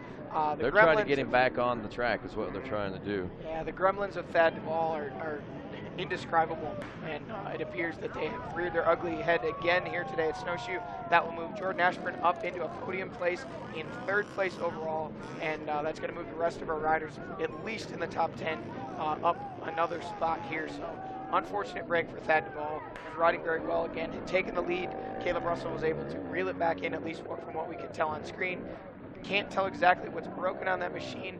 I can't see if we have anybody working on it. It appears There's nobody getting real busy. Stand. They may be getting parts. I don't know for sure. We'll see if we can get a check-in with those guys and find out exactly what is going on with the number 5 Rocky Mountain ATV MC KR4 Husqvarna team. Obviously, Thad Duvall has to be just gutted. Oh, I'm sure he is. I mean, that's a heartbreaker right there, Johnny, especially being in the lead and knowing that all you have to do at that particular point in time is ride right where you're at. Don't try to push it and try to pass anybody. Just try to keep up with the pace that Caleb had set. Maybe easier said than done at times, but it kind of answers the questions, though, we got of what happened to Thad and why he faded back so much. And it looks like it's some sort of a chain. They're putting a chain on. The bike came in without a chain. Obviously leads us to believe that he either broke or the chain somehow came dislodged. The good news is this is a very quick fix. Thad Duvall should be able to get back onto the track and should for sure be able to get back into a points-paying position today once this is all said and done with the skill set of a rider like Thad Duvall. So again, a tough break, but that's one of those things with those rocks out there like that, Rodney. The way Thad Duvall was charging, it's one of those things you have to ride that fine line of charging, but you also have to take care of your motorcycle. Certainly we don't know what caused it. Might not have been any fault of Thad, obviously just charging. As on screen, we're watching them fix. On the right-hand side, we see Trevor Bollinger working his way through Howard's Hole. I assume we saw Caleb Russell go through, but I did miss that if that did happen. Yeah, I was busy watching the TV thing, or excuse me, the Thad thing going on right there anyway. And yeah, that's a heartbreaker right there for Thad, like we said. But what'll be impressive though, I think, is to see what he's able to do after this. I mean, look at the gaps that we have, and unfortunately he's never going to be able to reel the front 2 riders back in. But right now Jordan Ashburn is 2 minutes and 3 seconds behind Caleb Russell and Trevor Bollinger. Jordan Ashburn, the last lap was only 50 seconds behind those guys. So that tells you what kind of pace we've got being set up front right now. Ryan Sipes was, according to this, well, I guess he's probably on time adjustment, but the next rider I threw, I think physically would have been who would have probably been, Grant Baylor or Craig DeLong, right? Yes, Grant Baylor and Ryan Sipes were pretty close together on the track there. Those were our 4th and 5th place riders overall, and they were upwards of, as we see the front 3 checking in the 102, or the top 2 checking in the 102 range. Those other guys in the 104. Actually, I'm sorry, that's all with 3 laps complete. So it is Duval still falling further down the list. He's now outside the top 10 as we watch Jordan Ashburn work his way through. Look at him with those long legs, Rodney. He just paddles his way through there and makes it look effortless. Yes, he does, and that's another one of those things that kind of, I think, fits his styles, this kind of courses. He is a mountainous type terrain rider. He likes these kind of conditions down in North Carolina. We first met him at a mountainous type race there at Steel Creek, and Trevor Bollinger is utilizing his size as well as his skill to his best advantage. Thad Duvall has now checked in with 3 laps complete. We'll see where that puts him. Looks like, well, he has not refreshed yet, but he may still be in the top 15 overall from what we're seeing. We'll have to see when we can get our screen to refresh here if we can get an exact update on exactly where Thad Duvall is on that overall. It is showing him, it's still showing him in 10th, but it is not updated. It's only showing him in 2 laps. Now here's the problem. As scoring goes, he will now be, as of right now, 1 lap down on our leader, Caleb Russell.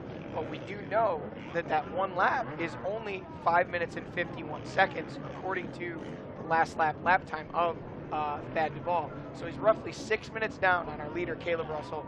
Russell is now through with 4 laps complete.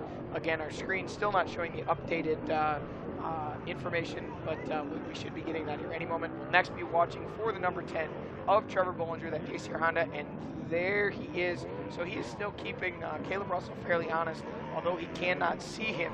He's still well within that 1 mistake, and he's right back there physically battling for the lead of this race. Now, last race, I remember, we had some dusty conditions and things like that, and we started looking, Johnny, if memory serves me correct, to some big gaps in between the positions out there on the racetrack. Those types of conditions may or may not have warranted that, but, here we are in West Virginia, and we're on a totally different style track as far as the conditions and as far as the challenges, I think. But look at the gaps that we got going on right now. I mean, we do have a couple that are just a handful of seconds, but the majority of these are 2 minutes 3 seconds, 55 seconds, 2 minutes 38 seconds, 47 seconds, 1 minute and 30 seconds, 1 minute and 4 seconds, 1 minute and 57 seconds. I mean, that's the gaps that we got between these riders in the top 10. And again, it kind of is shocking to me, I'm going to tell you, because I don't think that I've ever seen it spread out this much, this quick in years past at Snowshoe GNCC. I would agree with you, Rodney. And I think, like you said, although for different reasons, we're definitely seeing the race spread out like we did 2 weeks ago in New York. In New York, it was the visibility and the dust and the heat and just the physical toll that it was taking on the riders getting tired towards the end of the race. There we see, I believe, is that Jared Bull? No, I don't think that was Jared. That was one of our sweep riders that just worked his way through on screen there. Now we see Jordan Ashburn. This will be your 3rd place overall rider. He's on the right-hand screen there. He's going to make this left-hander, and he's going to work his way up to the completion of lap number 4. That will make him the 3rd rider checked in, so that that bent up or broken front fender of Jordan Ashburn, not anything that is slowing this man down. He's on a mission. He says, hey guys, I podiumed here last year. I want to do it again today. And he's off doing just that at the moment. Jordan is one of those riders that really shines. As we see Thad Duvall on screen here, he's really thriving through these tough conditions. He's on a mission, lost roughly 6 minutes here, and is actually physically, I did get an update, 11th place overall on time correction after the completion of 3 laps. So after changing that chain, he's just outside the top 10. I think it would not be hard to believe that he might be able to work his way back up into the top 5.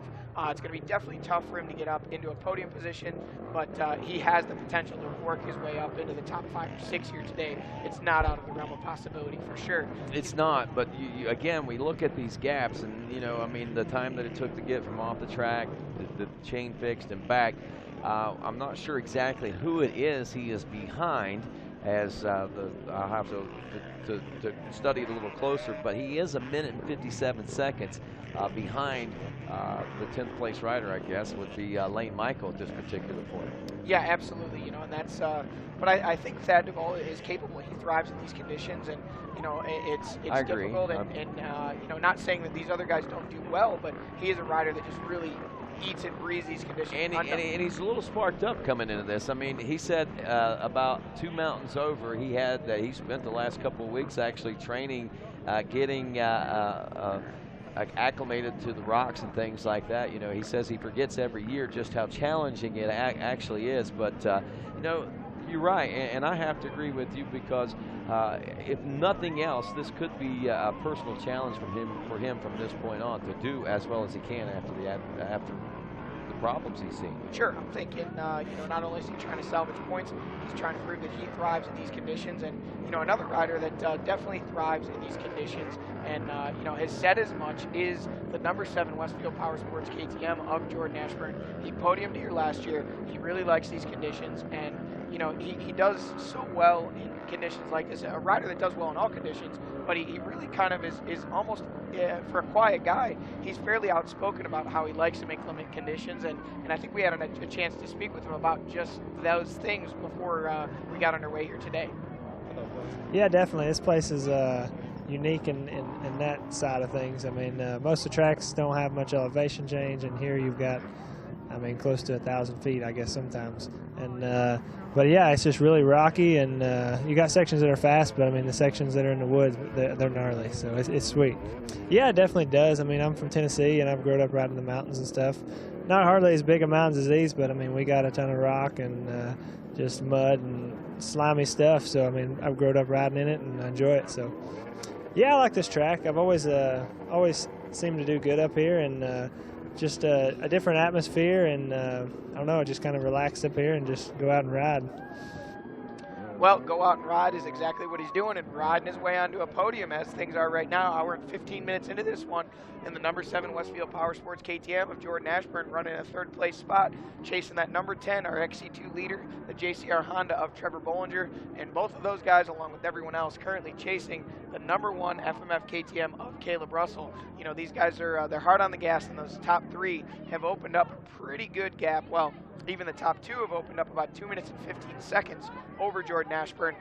Ryan Sipes, as now we see 4 laps complete. We've got 10 riders, and look at this. Thad Duvall has worked his way back into the top 10 already, so he made up 1 minute and 50 seconds on that 10th place rider in just the short amount of time that we had over there.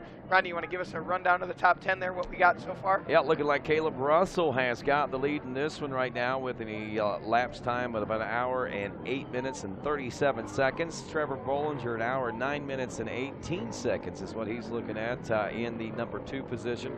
Jordan Ashburn is second in class, 3rd overall right now, 1 hour and 10 minutes and 52 seconds into this race as far as elapsed time. That gives you an idea of their physical separation on the racetrack for you, just through those top 3. And then only about 30 seconds behind him on time adjustments and everything is Ryan Sipes back there, the number 264 in the 4th place position. So Ryan seems to be making up some ground. Grant Baylor also running a good strong right now in the number 5 spot.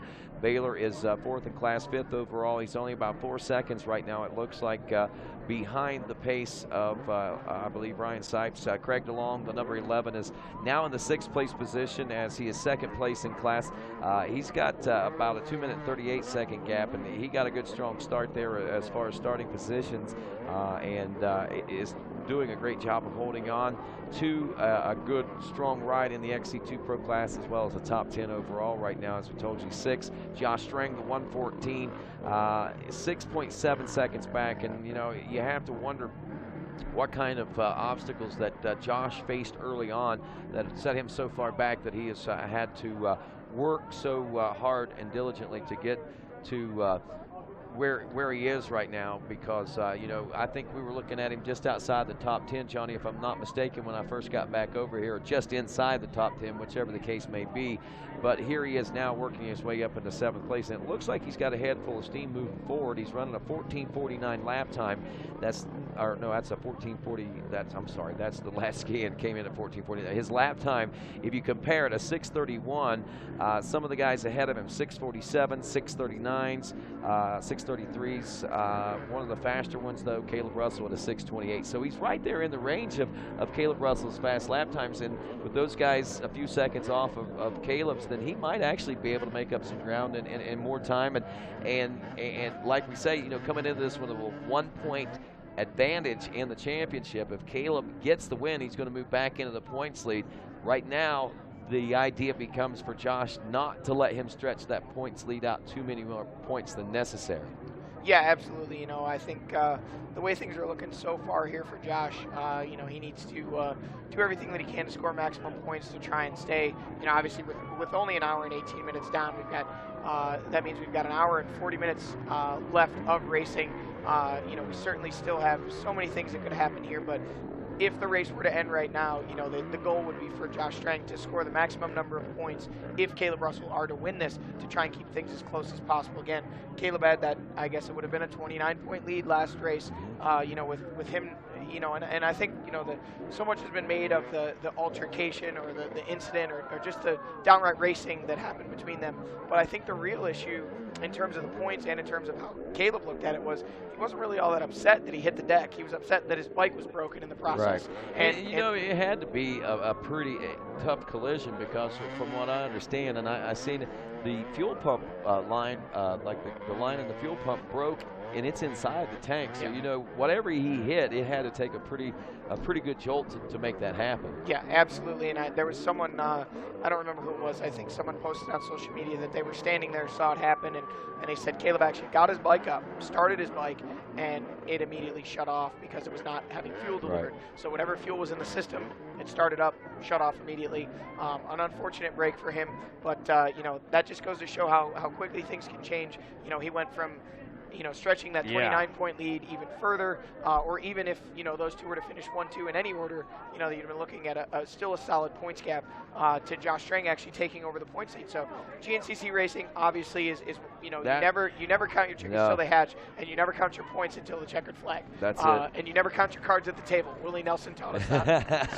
So, you know, time enough for counting when the deal is or maybe it's money. What do you not count? You never count your money. Money. Okay, money. But regardless, you don't want to look too far in the future, and you're making some good points there. But wow, this is going to and has certainly thrown a big curveball as far as the championship is concerned in the XC1 Pro class, which is good.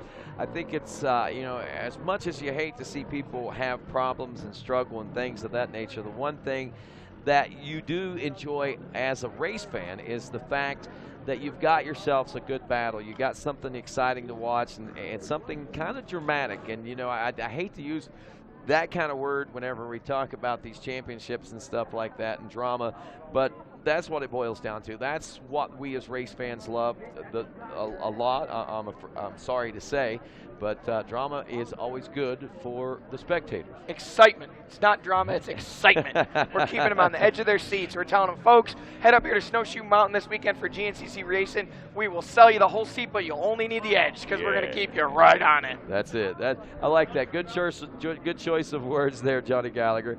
And a great opportunity for us to witness it all right here before us in 2016. And I got a question for you. If you've done your homework and paid much attention around Snowshoe in years past, we've talked about this a lot, but who discovered Snowshoe Mountain believed it would be a good location for a ski resort? And was it Joseph Foster, Thomas Doc Brigham, Eddie Creech, or D. Terry Oliver?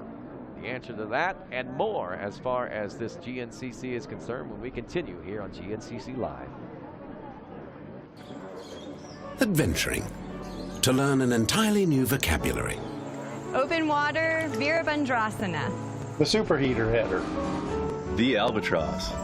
The one and only Parachute Adams. The tail whip. The sluice dry stout. Double ooey gooey. Let's listen one more time. Open water Virabadrasana. The albatross. The infamous parachute atoms. The tail whip. The superheater header. The sluice dry stout. Double, triple, and sometimes quadruple ooey gooeys.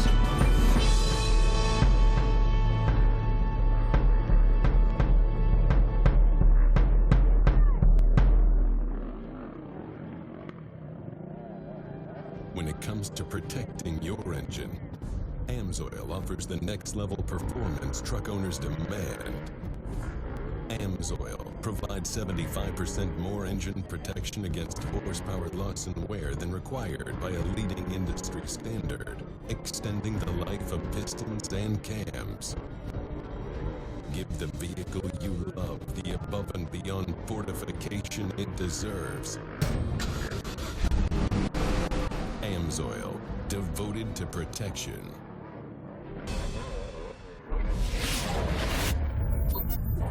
Max's Tires.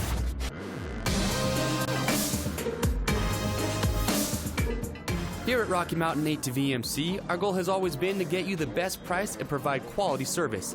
Now, we're giving you one more reason to shop with Rocky Mountain. We call it Quick Cash. It's simple to get. Just place an order with a qualifying Quick Cash item and get cash to spend on your next order. Try it out today. RockyMountain8tvmc.com. Get ready. The Andersons discovered life is easier with an Outlaw RV. The Outlaw is a complete home on wheels with a multifunctional garage. Getting on the road has never been quicker. The Outlaw is made to fit the lifestyle of today's active families. So stop roughing it and start enjoying your weekends. Find the Thor Motor Coach Outlaw that fits your needs at GarageRVs.com today.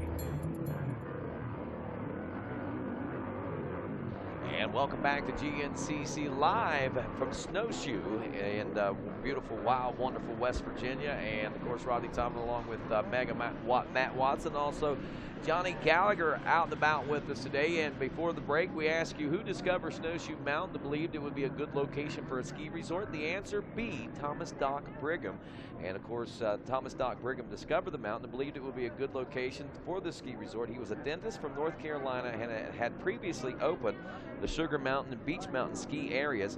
Snowshoe Mountain opened to skiing on December 13, 1974. And this is certainly a great and picturesque place, not only in the summertime, but also in the wintertime, offering some great amenities. First class, upscale type things going on here, Megawatt. You know, Rodney, as a young man, I spent about 4 years working here, and you know, every time I walked out on these slopes in the springtime, I was always wondering, will I ever get to rip a dirt bike up there? You know, should I just poach it? Should I just unload my bike and go for a rip down the slope? And here, all these years later, we're 10 years into having an annual event here, man. And a lot of times, you know, it's a dirt biker's dream to ride a golf course or a ski slope, and you know, they've opened their doors here. You know, Doc Brigham probably never imagined that he would have the most popular race in America taking place at his ski resort. No doubt. And you know, when we say that, we mean that. You know, it's a nationally known race. It's known as one of the toughest. As you take a look at our entry list, we have guys from California here. We have guys from Canada, Mexico. Everybody wanting to challenge themselves on the slopes here at Snowshoe. And what this has grown into, Rodney, is premier off-road event in the country. It has. You know, it's marked as America's newest, toughest race, and it was established in 2007. We call it now the toughest, most spectacular, and most unique race on the whole GNCC tour. This is our 10th running here this year, and the surrounding area is also famed course of the actual Blackwater 100 course that took place here for the first time 42 years ago, only a couple mountaintops from where we are right now. And to celebrate the Blackwater heritage, Snowshoe race starts in town. That's why we have the different start here. It just kind of pays, I think, homage to the off-road race that kind of set the standard for what American off-road racing was. I tell you, Rodney, what's amazing to me is you called those rows off as you were reading those names. And what was it, 55, 56 rows? What was it this year? We were into the 60s in the afternoon. Now, this morning, I think we were up close. We had like 90 this morning. We had 80-some or 90-some yesterday for the ATV 10 o'clock race. I mean, we have got a lot of folks turning out. You think about that, 90-some rows, nearly 100 rows of either 5 to 7 riders on each one of those rows. The point I was going to make, Rodney, is after all of those rows, all said and done, I stood right here in the first turn for every one of them. Not one bike fell over. Not one bike went down in the first turn this year on the blacktop. Yeah, absolutely. These guys had good throttle control. They gave each other a lot of respect, too. They know you're not going to win that race in the first turn, but you can definitely lose it. And these guys showed a lot of respect either. Now, there was a little bumping and rubbing, but not one guy hit the ground in that first turn. Amazing. A far cry from the first time we were here, that's for sure. It's amazing how they have been able to actually figure this stuff out. You know, a little bit of history lesson for you as far as the snowshoe race is concerned itself, this particular event, and some of the happenings that have taken place here. The first winners of snowshoe back in 2007, David Knight took the overall win. Barry Hawk, the great Barry Hawk, was second. Jimmy Jarrett, remember Jimmy? Jimmy was third place. Thad Duvall, who was running in the XC2 Pro Lights class that year, was fourth. And then Josh Strang, believe it or not, was your fifth place finisher there at the first Snowshoe GNCC. David Knight has the most wins, did have the most wins of anyone up until Adam McGill got his win. I think it was in 14, which made him 3, and this year's made him 4. But David Knight is the winningest two-wheel guy here, as he has 3 wins in 07, 08, and the big race where the $50,000 pro purse was in 09, where Jesse Robinson just barely missed beating him, if you remember. And Jesse is back with us today, racing in the Vet A class, just to let you know. Also, another point of interest here, Thad Duvall has finished on the podium at least 4 times, which is the most of any rider currently in the XC1 class. Wow, that is an impressive bit of information right there. You know, a lot of guys have been up front here. A lot of guys have had leads here. And then, you know, this mountain has a way of stepping up and biting you. And the guys that have had good luck seem to have a lot of good luck here. Yeah. You know, and our very own trail boss, Ryan Eccles, I believe in 03, maybe 04, Ryan led here for quite some time, led the overall, man, on a borrowed bike, on a used machine. And Ryan, always a noted fast guy from a local area, but actually led this race and was, you know, in contention for the overall. That's pretty impressive. Now, here's another interesting fact, and I think this still rings true as we look at the pro standings, but I believe that Josh Strang is the only XC1 Pro still racing that raced the first snowshoe in the XC1 Pro class. Now, Caleb, I mean, all these other guys that are here, most of them raced it, but they weren't in the XC1 Pro class at that time. And Caleb Russell and Josh Strang are also the only 2 motorcycle racers to have overall wins at snowshoe that are currently still racing. So. Wow, impressive. As a testament to those guys and their ability and their durability and their longevity. You know, exactly. These guys able to make it happen year in and year out. I think that's pretty impressive stuff. And Caleb Russell is looking at, let's see, Russell, how many wins does he have here? I think he's got, what, 2 here? 3 wins. I think he has 3 wins here. He's won 13, 14, and 15, and also won a podium. So, yeah, so there you go. So he's got 3 wins, and he's going to be looking for a 4th win here, which will tie the win record that now Adam McGill holds on the ATV side of things. And that's some pretty impressive stats. I think, you know, Caleb, you look at the big picture of it all, this man has made a lot of big strides as far as the historical value of GNCC racing is concerned. I mean, you look at it and think about it. Caleb Russell right now, I believe, sits with 35 race wins. And believe it or not, that puts him second on the all-time wins record as far as motorcycle wins. Scott Summers has 46 wins. He is 11 race wins away from being the all-time race wins leader in the 2-wheel side of things. Now, the big picture to that is, look at it like this. In a year, in theory, if things go properly, by this time 2017, in theory, Caleb Russell could all of a sudden overtake Scott Summers as the all-time wins record holder there. And I think that would be pretty neat. Now, obviously, with the way things are going and the challenge as he has, I don't think it'll be necessarily this time next year, but there's a good possibility and a strong possibility between now and then that Caleb Russell, by the end of 2017, could be looking at 11 more wins, which would put him right there, tied with Scott Summers, and 12 would put him over the top. So this is going to be one important record that we're going to be keeping an eye on as Caleb Russell's domination continues here. Yeah, there's no question about that, and that's just an impressive stat that puts you in elite company, no question Ahead about of guys like Rodney Smith, who has 33 wins, and even 9-time GNCC champion Ed Lojak Sr. with 26 wins, and the last winner of Blackwater, remember who that was back in 1993? Fred Andrews. Fred Andrews, yeah. Yep, he has 25 wins. He's 5th on the all-time wins list right now. Oh, wow. And, you know, we're talking about some of these guys. I just found out a minute ago in the crowd somewhere, I'm going to call him out right now, Jimmy Maltba's in the crowd. Jimmy Maltba was the very first GNCC champion, and he's out here watching today. So, Jimmy, if you're out there, stop by the RacerTV booth. We'd like to talk to you, man. Just talked to Joe Parsley, and he told me you were here. Surprised that I didn't know that. So, if you're here, Jimmy, come by. We want to talk to you. A lot of these guys, locals, we talk about the Ohio riders, the Kentucky riders, and how they excelled early in the GNCC game.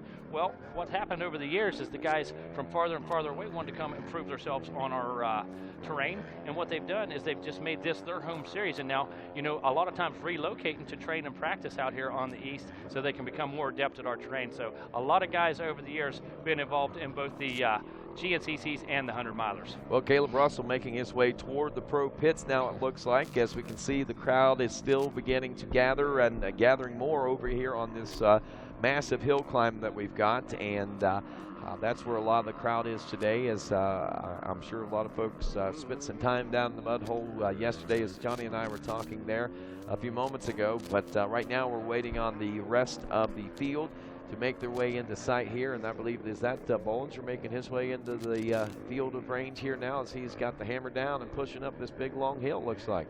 Looks like that may be his gear. Let's double check that to make sure. Well, I hope that's him wearing his gear. Yep, TB10, that's him going up through there. It sounds like we got a report coming in from Johnny Gallagher down in the pits.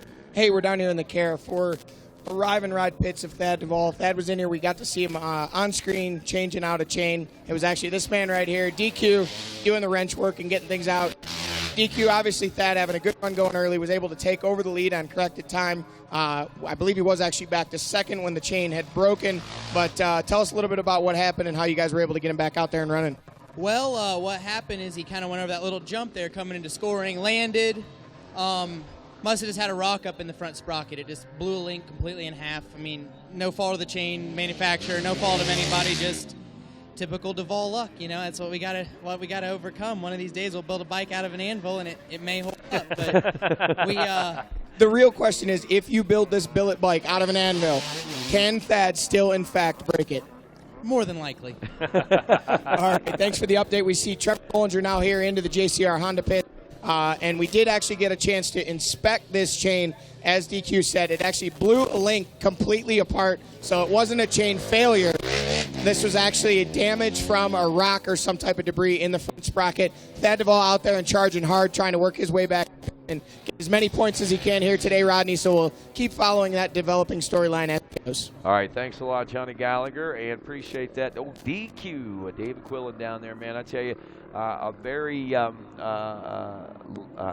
interesting individual. He's a lot of fun to be around. He's great guy. He is a great guy, and dude. he's a great addition to that KR4 Arrive and Ride program. He and Thad, they just mesh so well and they work so well together. And I expect to see continued and huge successes out of that partnership. Yeah, so important that those guys mesh and gel and have that kind of relationship. And when you take a look at DQ and Thad, that's the absolute kind of relationship you want to have between your rider and your tech.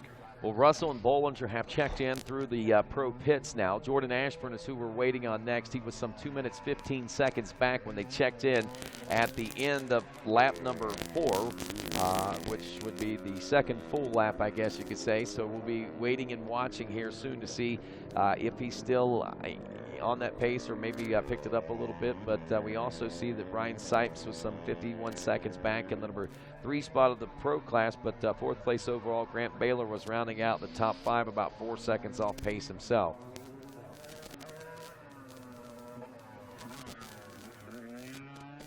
Right now, things pretty quiet on pit road right there. Everybody pretty much business as usual. All the pit stops right now, just seeing some gas, maybe some goggles, maybe a pair of gloves here and there, but nothing, no sense of urgency, no signs of emergency in any of the pits so far. So looks like, let's see, who's that coming in right now?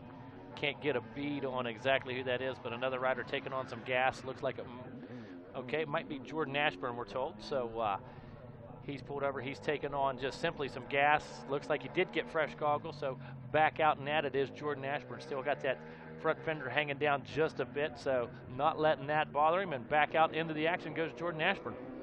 Well, taking a look at this top 10 right now after the 2 full laps complete, which would be 2 laps on each side of the mountain there. Russell, Bollinger, Ashburn, Sipes, and Baylor, as we'd mentioned.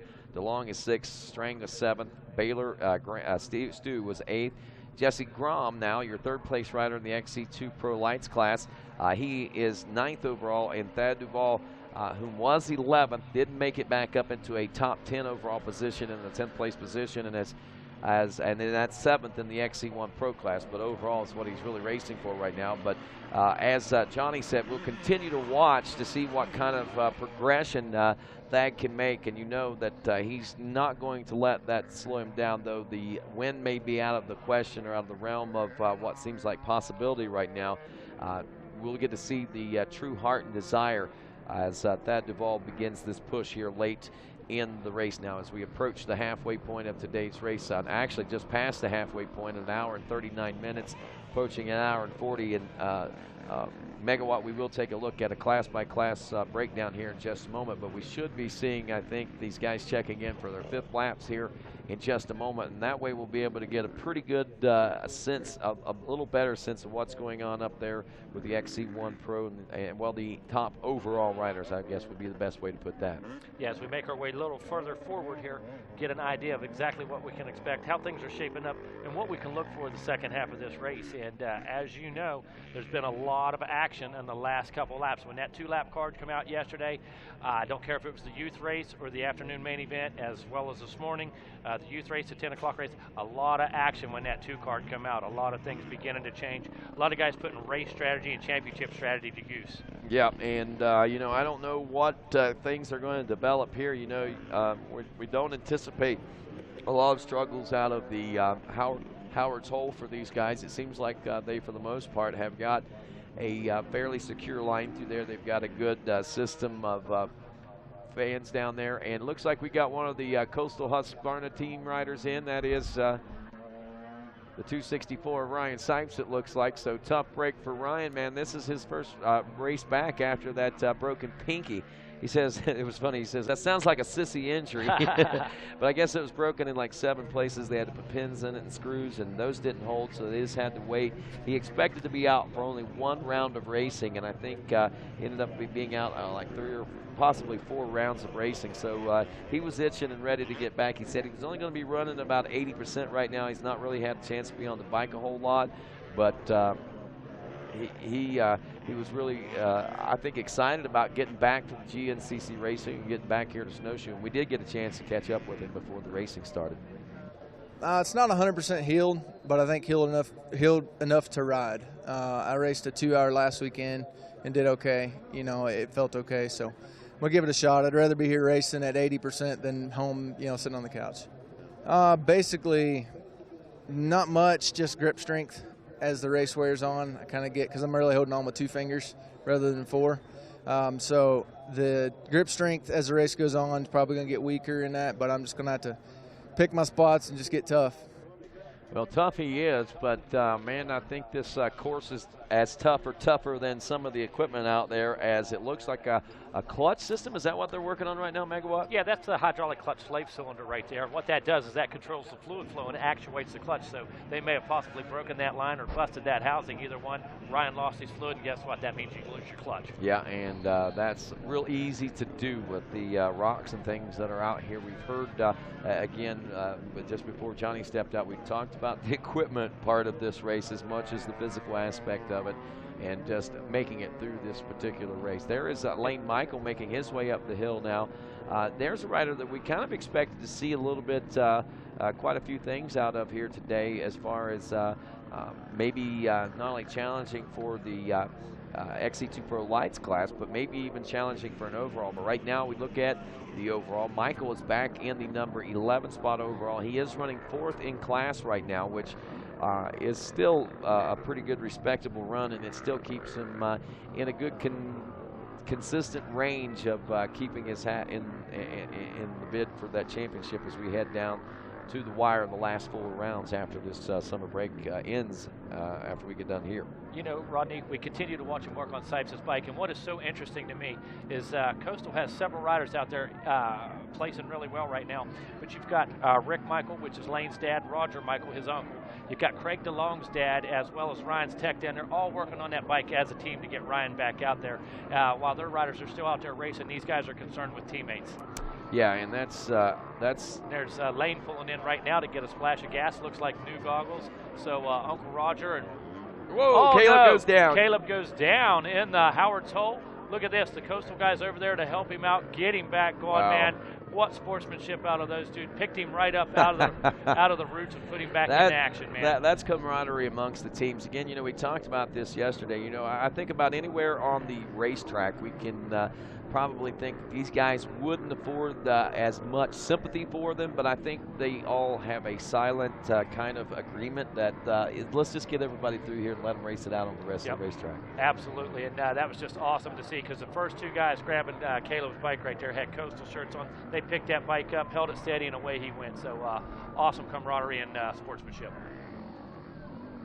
I want to say hello to those watching and tuned in back home, back in Jackson, Ohio, of course. And I got a text just now from one of the fans that says, poor Sipes. Yeah, you know, had an opportunity. Ryan worked with us last week at the High Point National, and had an opportunity to do some announcing with him. And I've been friends with Ryan for quite some time, and friends with one of his former motocross mechanics, Scotty Atkins.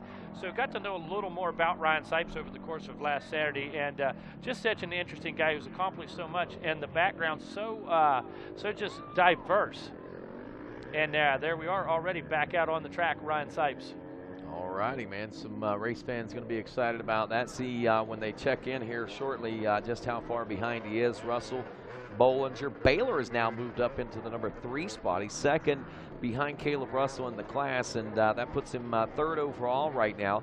Jordan Ashburn, who's 3rd in the class, is 4th overall. As he's, I guess that did drop quite a bit there, so we can see that I think that might be in a time adjustment situation that we're looking at. If we look at the last time scanned, Baylor was actually scanned about 10 seconds, 9-point-some seconds behind Jordan Ashburn. So he's in there on a time adjustment right now in that 3rd place position. Ashburn is still physically in the spot, but Baylor has the time adjustment. It looks like Craig DeLong is 5th overall now. He's 2nd in the XC2 Pro Lights class. And the gap that he's looking at right now is some 2 minutes and 55 seconds, but he's still turning a pretty respectable lap time as you look at this. But it looks like the time he lost was early in the race, because he's in that 30-39 lap time range. Caleb Russell had a 30-35. Bollinger, though, might be the most impressive, and Grant Baylor, wow, look at this. Bollinger a 22, but how about a 30-minute, 13-second lap time for Grant Baylor. Baylor bested everybody out there by quite a bit. Looks like some 9 seconds faster than Bollinger, and you do the math, I think it's like, what, 22 seconds faster than that of Caleb Russell even. So Baylor's making up a lot of time, it looks like. Impressive. I looked down, saw he was in the 7th position there just a minute ago, and before I had a chance to look over the lap time, there you are bringing that information to us, and that's absolutely impressive out of Stuart Baylor. Grant Baylor. Oh, Grant Baylor, yeah. But even as far as that goes, Josh Strang, and speaking of Stu Baylor, he is back there in the number 7 spot. Right. We're seeing him advance. Josh Strang has also moved up a little bit, it looks like, as Thad Duvall has even gained a couple more spots, up now to 8th place position from 10th overall, and that's pretty doggone impressive. There's Caleb Russell now at the check off of the east side. And Josh Strang is at the mud hole. That's how far behind Josh Strang is physically behind Caleb Russell right now, just to give you a good idea of where we're going with that right now. Caleb going down out there in Howard's Hole a few moments ago has certainly afforded Trevor Bollinger some luxuries of closing up that gap a little bit. Fortunately for Caleb Russell, Trevor Bollinger started on the same row he did, so he can afford the opportunity to race wheel to wheel with Trevor Bollinger if that becomes a necessity. But nonetheless, man, this has got to be some good news and some inspiration, I guess we should say, maybe for TB10 out there. Trevor Bollinger, this is what he was looking for. This is what he was talking about whenever we were talking in the pre-race reports this morning. Get out there with Josh and Caleb and those guys out front that are going to be setting the pace and leading. Find out what their pace is like. Find out what their lines are like, and kind of gauge myself and also try to learn and excel and be even faster in the future. Yeah, there was no secret about it. There was no guess or question about it. They told me on Thursday that was the goal. They let me know they came here to win, and not just win the XC2 class. They came to win. They believe that Trevor has the speed and the ability and the equipment to make that happen, and here we see him closing the gap on Caleb Russell after a small mistake by Caleb. Riders continue to lay outside of Howard's Hole right here, Rodney. Got one guy trapped under a bike right now. Spectators trying to get him out from under the machine, and they've done that, getting him back up on his feet and getting him back on the bike. But, man, that hole just getting wider and longer and longer down there.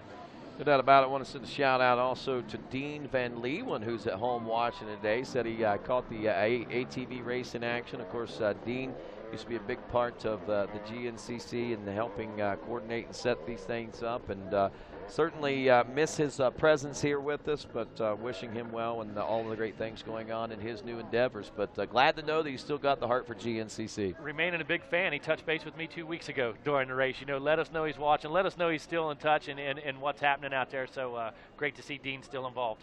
No doubt about that. Right now watching here at the Howard Hole, this is going to be kind of a spectator fun for all, but look at the difference in the faces of these spectators down there. I mean, they're actually clean. These folks look like they're down there for some serious business, and some of them look pretty tired. Some of them might have been down there yesterday. No doubt about that. That might be the reason they look like they're moving so slow. For sure. Here we come at the finish line. This is off the short side of the mountain. There is, I believe, is that Grant Baylor checking in. That's your third place position checking in. And if that's the case, did we just see ahead of him by any chance Thad Duvall, or not Thad Duvall, but oh shoot, done forgot who that was physically in front of him there. Oh, Jordan Ashburn. Jordan, okay. I didn't see Jordan go through checking in right behind him. So, okay, there we just got the report on that. So we do see that change has taken place now, not only physically, but on not only a time adjustment, but now physically as well for Grant Baylor. And that's going to be some good incentive for him. The big thing, though, is the gap between himself and that second place, 2 minutes and 44 seconds, almost, well, call it 2:45. Basically, that's a big gap to make. But, man, I tell you, Grant's got to be pretty satisfied. Coming off of the injury, he's been trying to get back to up to par and back in the podium. He did just that a couple of weeks ago when we were at the Tomahawk. He kind of had, I think, the kind of same start that we're looking at today. It looked like a lackluster start. And you're thinking, oh, okay, poor Grant, don't know if he's going to be able to get put together today or not. And then when you least expect it, all of a sudden, here he comes from out of nowhere, and voila, he's not only time adjusted third, but he's now physically third, and that's some good things, some good incentive for that rider to take into the break and prepare himself for the upcoming final 4 rounds. Rodney, watching a lot of our amateur riders coming through the hole right now. We're just coming up on that 2-hour mark, just about a minute 52 or hour 52 in, and you can see these guys getting physically tired right now. Absolutely just falling off of the bike, falling over down here. Not high-speed crashes, not big impacts, but just really getting tired and really getting worn out by the conditions here today. Well, we got Craig DeLong. Well, Jordan Ashburn did check in 4th place there. Then we have Craig DeLong, who is 5th place. Josh Strang checking in 6th place. Stu Baylor is 7th right now aboard the 514. He has checked in with 6 laps complete. Looks like Thad Duvall is in now in the number 8 position. Get this, lap time. I want you to hear this, listen to this lap time on the short side of the mountain. Caleb Russell turned a 6:58.5. He slowed way down, it looks like. A 6:38 for Trevor Bollinger, a 6:47 for Grant Baylor, 7:03 for Jordan Ashburn. He slowed down quite a bit. Craig DeLong, a 6:53, a 7:03 for Josh Strang. Stu Baylor, a 6:42, pretty impressive. But what about a 6:26 for Thad Duvall? Oh, no question. He has the ability to uncork it at any given time. And, you know, I said not long ago with some of the adversity, Thad's the guy that motivates him. Yeah, he's not the guy that loses momentum or confidence or pace. Man, that guy picks up the pace, builds his confidence, and the momentum just seems to build. On average, I'm thinking that's somewhere about 10, 12 seconds a mile on that side of the mountain. If he can run that pace on the western side of the mountain, can you imagine the time he's going to be able to make? He actually could pull up into a top 5, and that's exactly what Johnny Gallagher was talking about a little while ago. He thought that he had the fortitude, the heart, the desire, the will, the speed, the talent, everything that it was going to take to put him in that position. And he said he wouldn't be surprised if that would happen. And I got to tell you, I was looking at those big near 3-minute gaps and things like that at that particular point. But as we have seen with the time adjustments, Thad working his way up in positions in the overall there on those and getting up so far in the class, I got to think that it's inevitable unless something else happened to Thad Duvall that he will be top 5. And if he can finish top 5, it may not be a win, but I'm going to tell you, it's going to let him know that had things not gone down the way they had, he likely could be the winner here today. Yeah, you say it might not be a win, but it's still a small victory. It is a small victory. You better believe that. It is a small mental victory because he knows that had things gone just one little bit different in that one instant, it would be what makes the difference in the world. But he also knows that's what makes the difference in the world. Yep. You know, we talked about it. He talked about it this morning, you know, that 3 seconds, that 3 or 4 seconds that separated he and David Knight for his near first win and taking that win here at Snowshoe GNCC. He says, you know, he relives that 3 seconds over and over so often, so many times. And he said that was the one thing that he didn't want to do here at Snowshoe today was to relive those 3 seconds and try to figure out where he could have made up time and focus more on today's race. And honestly, I think that's exactly what he's doing. He's got his head down. He's charging. This is an impressive ride by Thad. And like you said, it is a small victory. And even though it's not the win, it is a small victory for him. But I think it may be even bigger victory than what we realize because the confidence that it's going to have to exude with the lap times that it brings for him. I mean, that confidence is really just going to just keep carrying, I believe. Some of the fastest I've seen Thad ride is always after a little bit of adversity, whether something had a small malfunction, whether you had a tip over, whether he wrecked, whether he got a bad start. Those are the times when you see Thad pick up the most momentum. That's when his mojo really starts flowing. He starts filling the game out right there, and the fastest I've ever seen that guy go was after some kind of adversity. Yeah, he does. I don't know if it's because he rattled something loose up there. I think he gets fired up. He gets agitated, and it takes his mind off some of the things that might have been holding him back to go those speeds in the first place. Funny you mentioned that. I think a lot of times Thad focuses on lots of things at one time, and all of a sudden he's got a deficit or he's got some adversity or he's got something really pressing on his mind. He puts that first and foremost, and the next thing you know, that guy's got the right wrist locked and he's making time. Yeah, and I think that's what we're bearing witness to with him right now. Let's go ahead and take a look at some of these other classes. I think we got a couple minutes here as those guys are going to be spending some time over there on the Western Territory, heading out west, if you will. Caleb Russell right now in the XC1 Pro class is not only the overall leader but also the class leader. Grant Baylor is second place in that class. It says he is some 2 minutes and 45 seconds back. Jordan Ashburn, the number 7, now about 6 seconds behind Grant Baylor, is third in the class. Josh Strang is fourth in the class. Again, he's 6th overall. Stu Baylor is 5th in the class. Thad Duvall 6th in class. Ryan Sipes 7th. 8th, Scott Grills. Ricky Russell is 9th, and Jason Thomas rounds out your top 10. Moving into the XC2 Pro Lights, Trevor Bollinger out front, Craig DeLong in 2nd, Jesse Grom in 3rd, Benjamin Kelly in 4th, Lane Michael in 5th, Vance Francis in 6th, Josh Toth in 7th, Sam Evans in 9th, in 10th place, Michael McGinnis. Now we'll continue to look at some of these more of these classes in just a moment, but as we speak of Trevor Bollinger, we see his teammate, one Chris Bach, making his way in, and one rider that was absent from the front row today as the start of the 2016 and the 10th running of the Snowshoe GNCC. Did not see this guy, Chris Bach. Chris, welcome to the booth, man, and welcome back to GNCC. And I say that with a lot of heart, man, knowing that so close, it would have been a much bigger struggle for you to be here today, but you were truly blessed. There's no doubt about that. You had some pretty serious injury, but amazingly, you're doing really well right now. Yeah, as bad as the injury was, it's definitely not as bad as it could have been. I don't feel too bad. Just, you know, basically time off the bike, no surgery, no brace. There's not a whole lot they can do for me except just ride this thing out. And luckily for me, as bad as it is, we have summer break coming up, so I have the proper amount of time to heal. I don't have to rush back to racing, and I can come back at Unadilla 100%. Refreshing the folks on what happened. John Penton, GNCC. Chris Bach was in a great race, having another great race day. He was making up some time, gaining on the leaders, and looking like he was going to be a major player as far as the overall and the top three were concerned on that day. But somewhere, what was it, just after the halfway point or right around the halfway point that you met fate with an obstacle on the track that sent you well into a pretty good crash, I guess. Yeah, I was actually on the last lap. Was it that late in the race? Yeah, we had some issues on the first lap that set me back quite a ways in the overall, and I was pushing really hard to get back up to the front.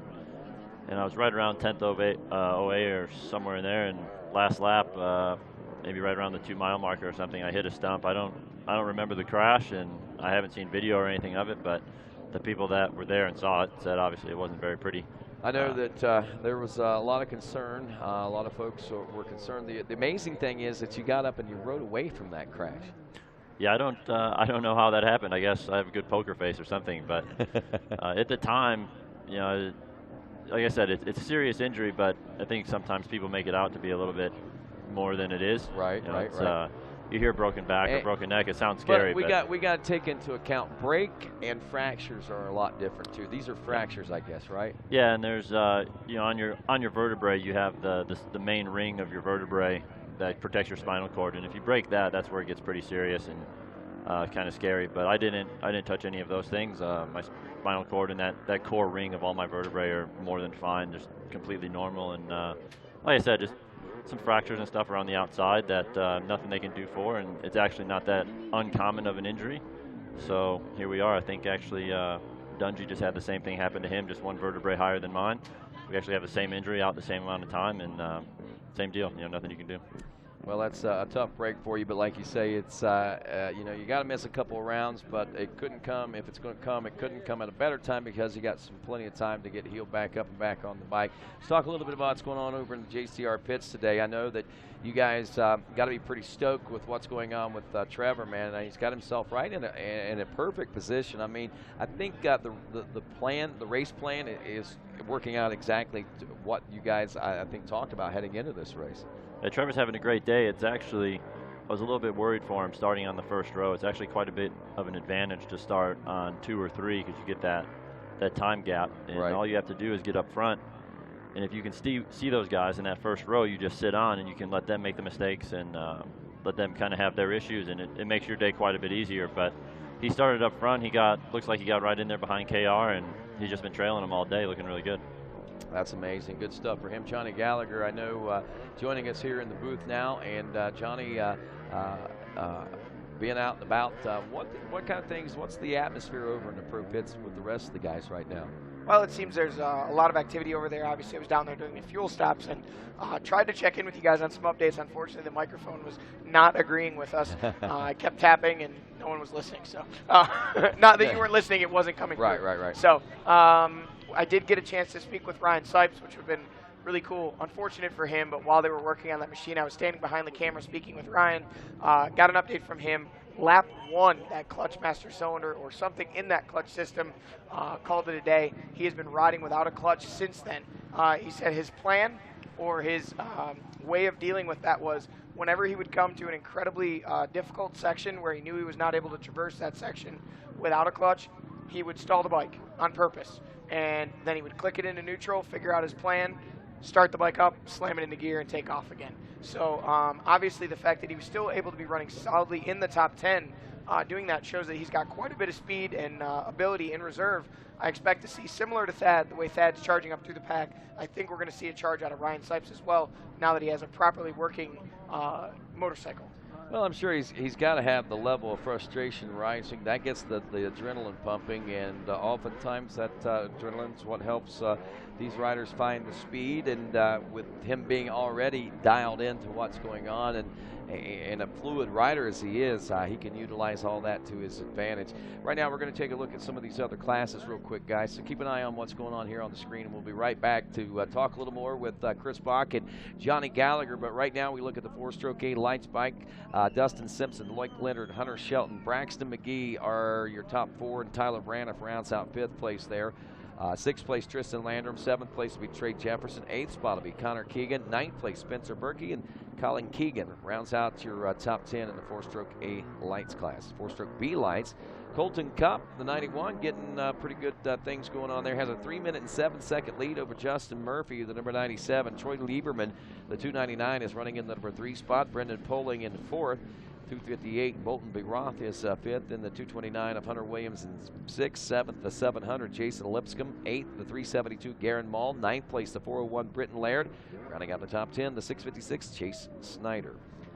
200A bike, we had 5 riders in that one. Jesse Ansley, last year's youth overall national champion, enjoying a near 5-minute lead over the 967 of Braden Moore in this class. 4 minutes, 53 seconds to be exact.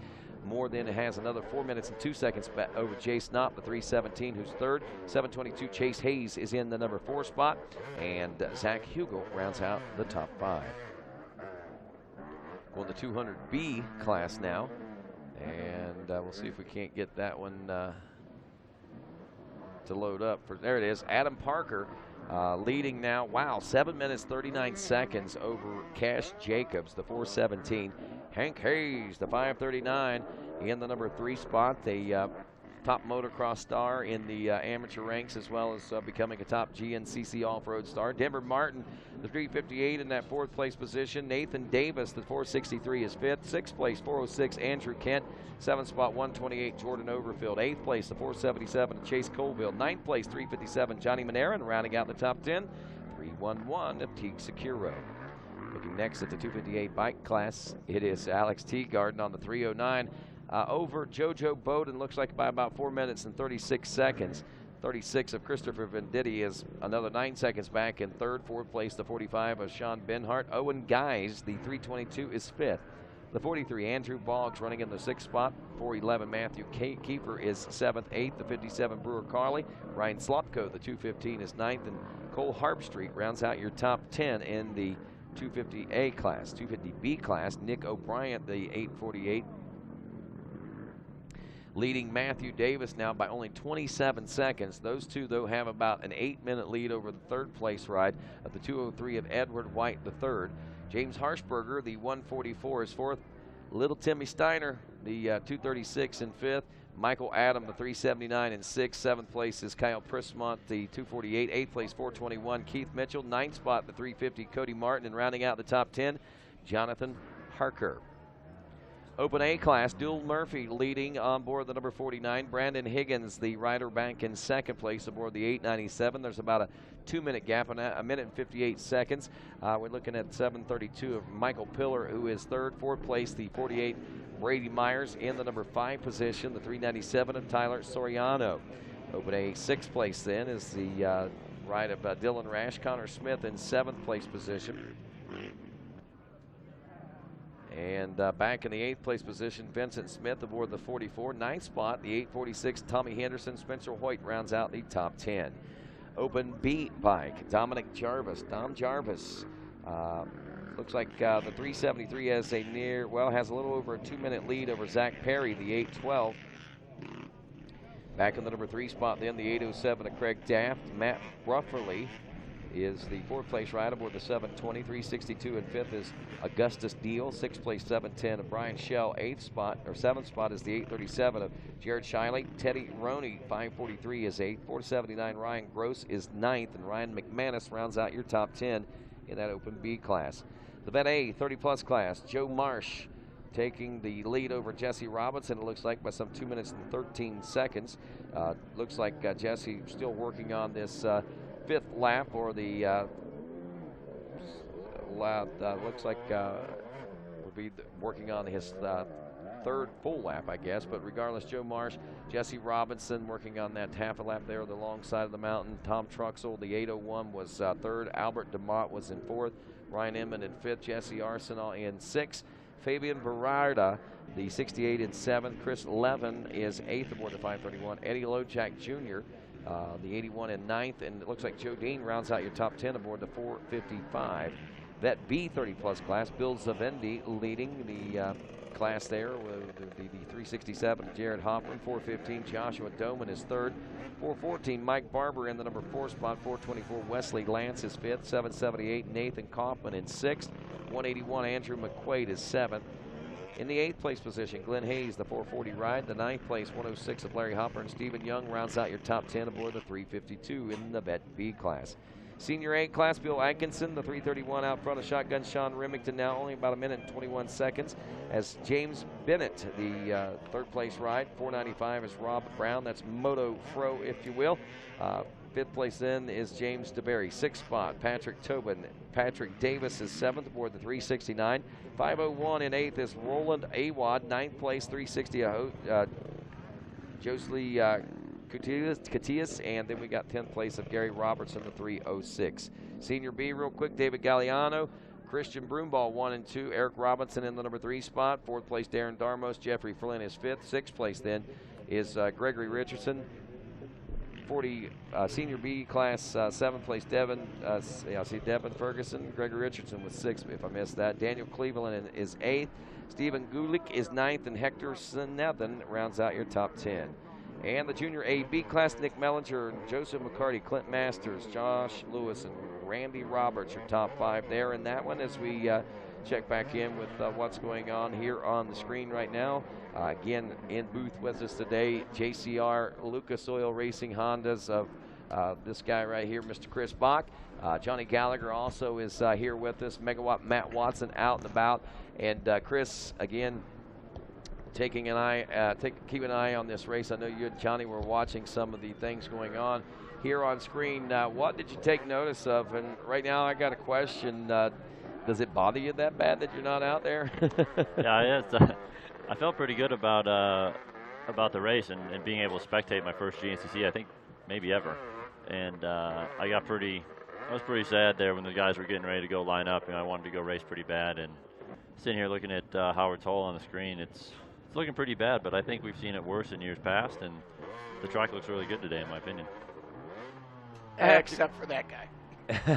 And even the helper says, you know what, man, I just picked you up, and now you're going to make me do it again. Johnny, that's a good question. I got to ask, I mean, visually, watching what I saw yesterday, Howard Toll did appear to be a lot more challenging. It seemed to have more water. Is that the case?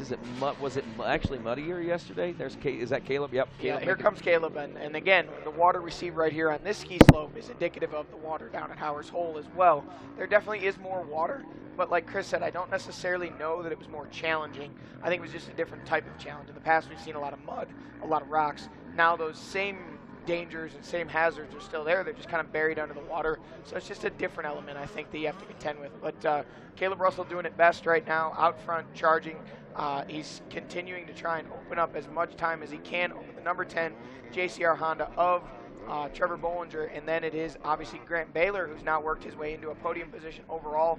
Grant really been charging. You know, we noted on the first lap there, Rodney, that it looked like Grant had kind of turned up the speed a little bit quicker than what we would normally see him do. We normally see Grant charging at the end of races, and it was inside of 45 minutes into this one. We already saw him putting in some blistering fast corners and really pushing the pace and starting to click off riders. There we see Tanner. He's got KR's pit board in hand, getting ready to give him a signal just what kind of a gap he has, and it looks like it's opened up a bit. You know, it was inside of a minute when we had checked in a little bit ago, and with Trevor still not being on screen, I think we're up approaching that time that we should be seeing Trevor. I think Trevor was about 8 seconds behind him whenever they scanned in last time, wasn't he? I mean, he was well within sight of him, I'm pretty sure. I mean, looking at last scans, Trevor There he is on screen right now. Caleb, I'm thinking of Trevor Russell, me too, but Caleb Russell, which is Caleb's brother. But anyway, Caleb checked in. His time scan was 15:23:21. And looks like Bollinger's time scanned in was 15:23:29. So, yeah, there was only 8 seconds that separated those guys whenever they came through off the short side and went on to the long side. It's going to be interesting to see what Trevor does here now that we're in the final hour of the race. This is normally when Caleb turns it up, and it's pretty common to see the XC2 guys really fast at the beginning and the XC1 guys really fast at the end, especially guys like Baylor and Caleb and Strang and those guys. They seem to turn it up. So, if hopefully, because he's my teammate, hopefully Trevor gets the memo and starts the real race now with an hour to go. As we've talked about so many times, sometimes, you see battles that are going on throughout the race, and then at the end of the race, guys will say, well, I don't understand how those guys got away from me. And Ben Weathers has a pretty amazing saying he came up with. He said, well, you see what happened was a race broke out, and you weren't in it. So I think that's a lot of what happens sometimes in the difference. You see your front runners that in that XC1 class and the guys that are constantly on the podium, they know you have to be, head on a swivel, ready for that pace, ready for the ball to drop it basically anytime. So again, this is the first test for Trevor, probably going to be moving to the XC1 class here in the near future, I would assume, within the next couple of years at the most. And right now, he's battling one of the best in the business, or at least currently the best in the business, multi-time and defending champion Caleb Russell. And Caleb Russell appears, at least on the long side of the mountain, to have dropped the hammer. And at least so far, Bollinger not able to match that pace. But I think Bollinger's been faster on the short side of the mountain thus far. That more hazards, it seems he's been, maybe able to get through Howard's Hole and some of the other hazards over there a little better. So we'll see if he's able to, on the shorter side of the mountain, maybe chip into that gap a little bit. We should see Caleb checking in here within a few moments. Now there is Grant Baylor on screen, and Grant is doing the best he can to try and run down Bollinger. And I could be wrong, but I think we had a 2 minute and some odd second gap, and that is definitely not the gap that we are looking at now. So I think Baylor has actually closed up the gap on Bollinger. So we'll have to wait and see when those guys check in at the completion of the lap here, just exactly how that pans out. Yeah, it was some 2 minutes 45 seconds the last time they came through. And here comes Bollinger down the other way, and Baylor already up into the pro pits. We did see that Bollinger was still going up that hill when Caleb came down, which tells us just visually, obviously, that now Baylor is closer to Bollinger than Bollinger is to Russell. So now Bollinger goes from the hunter to the hunted. He was chasing Caleb Russell, potentially trying to chase down his first ever overall win in GNCC racing, and now it appears that Grant Baylor is trying to chase him down to relegate him at least potentially back to the third place spot overall. And Grant's one of those guys that, we got coming on screen. There is Grant right there into the VP Fuels Pro row. Looks like he is going to be getting a bottle, no gas, no goggles, just a drink bottle, and Grant Baylor is off on his way. There's a couple guys that you definitely don't want behind you with an hour to go in the race, and GB he's at the pretty high up on that list. He always puts in solid rides, and the guy is super strong.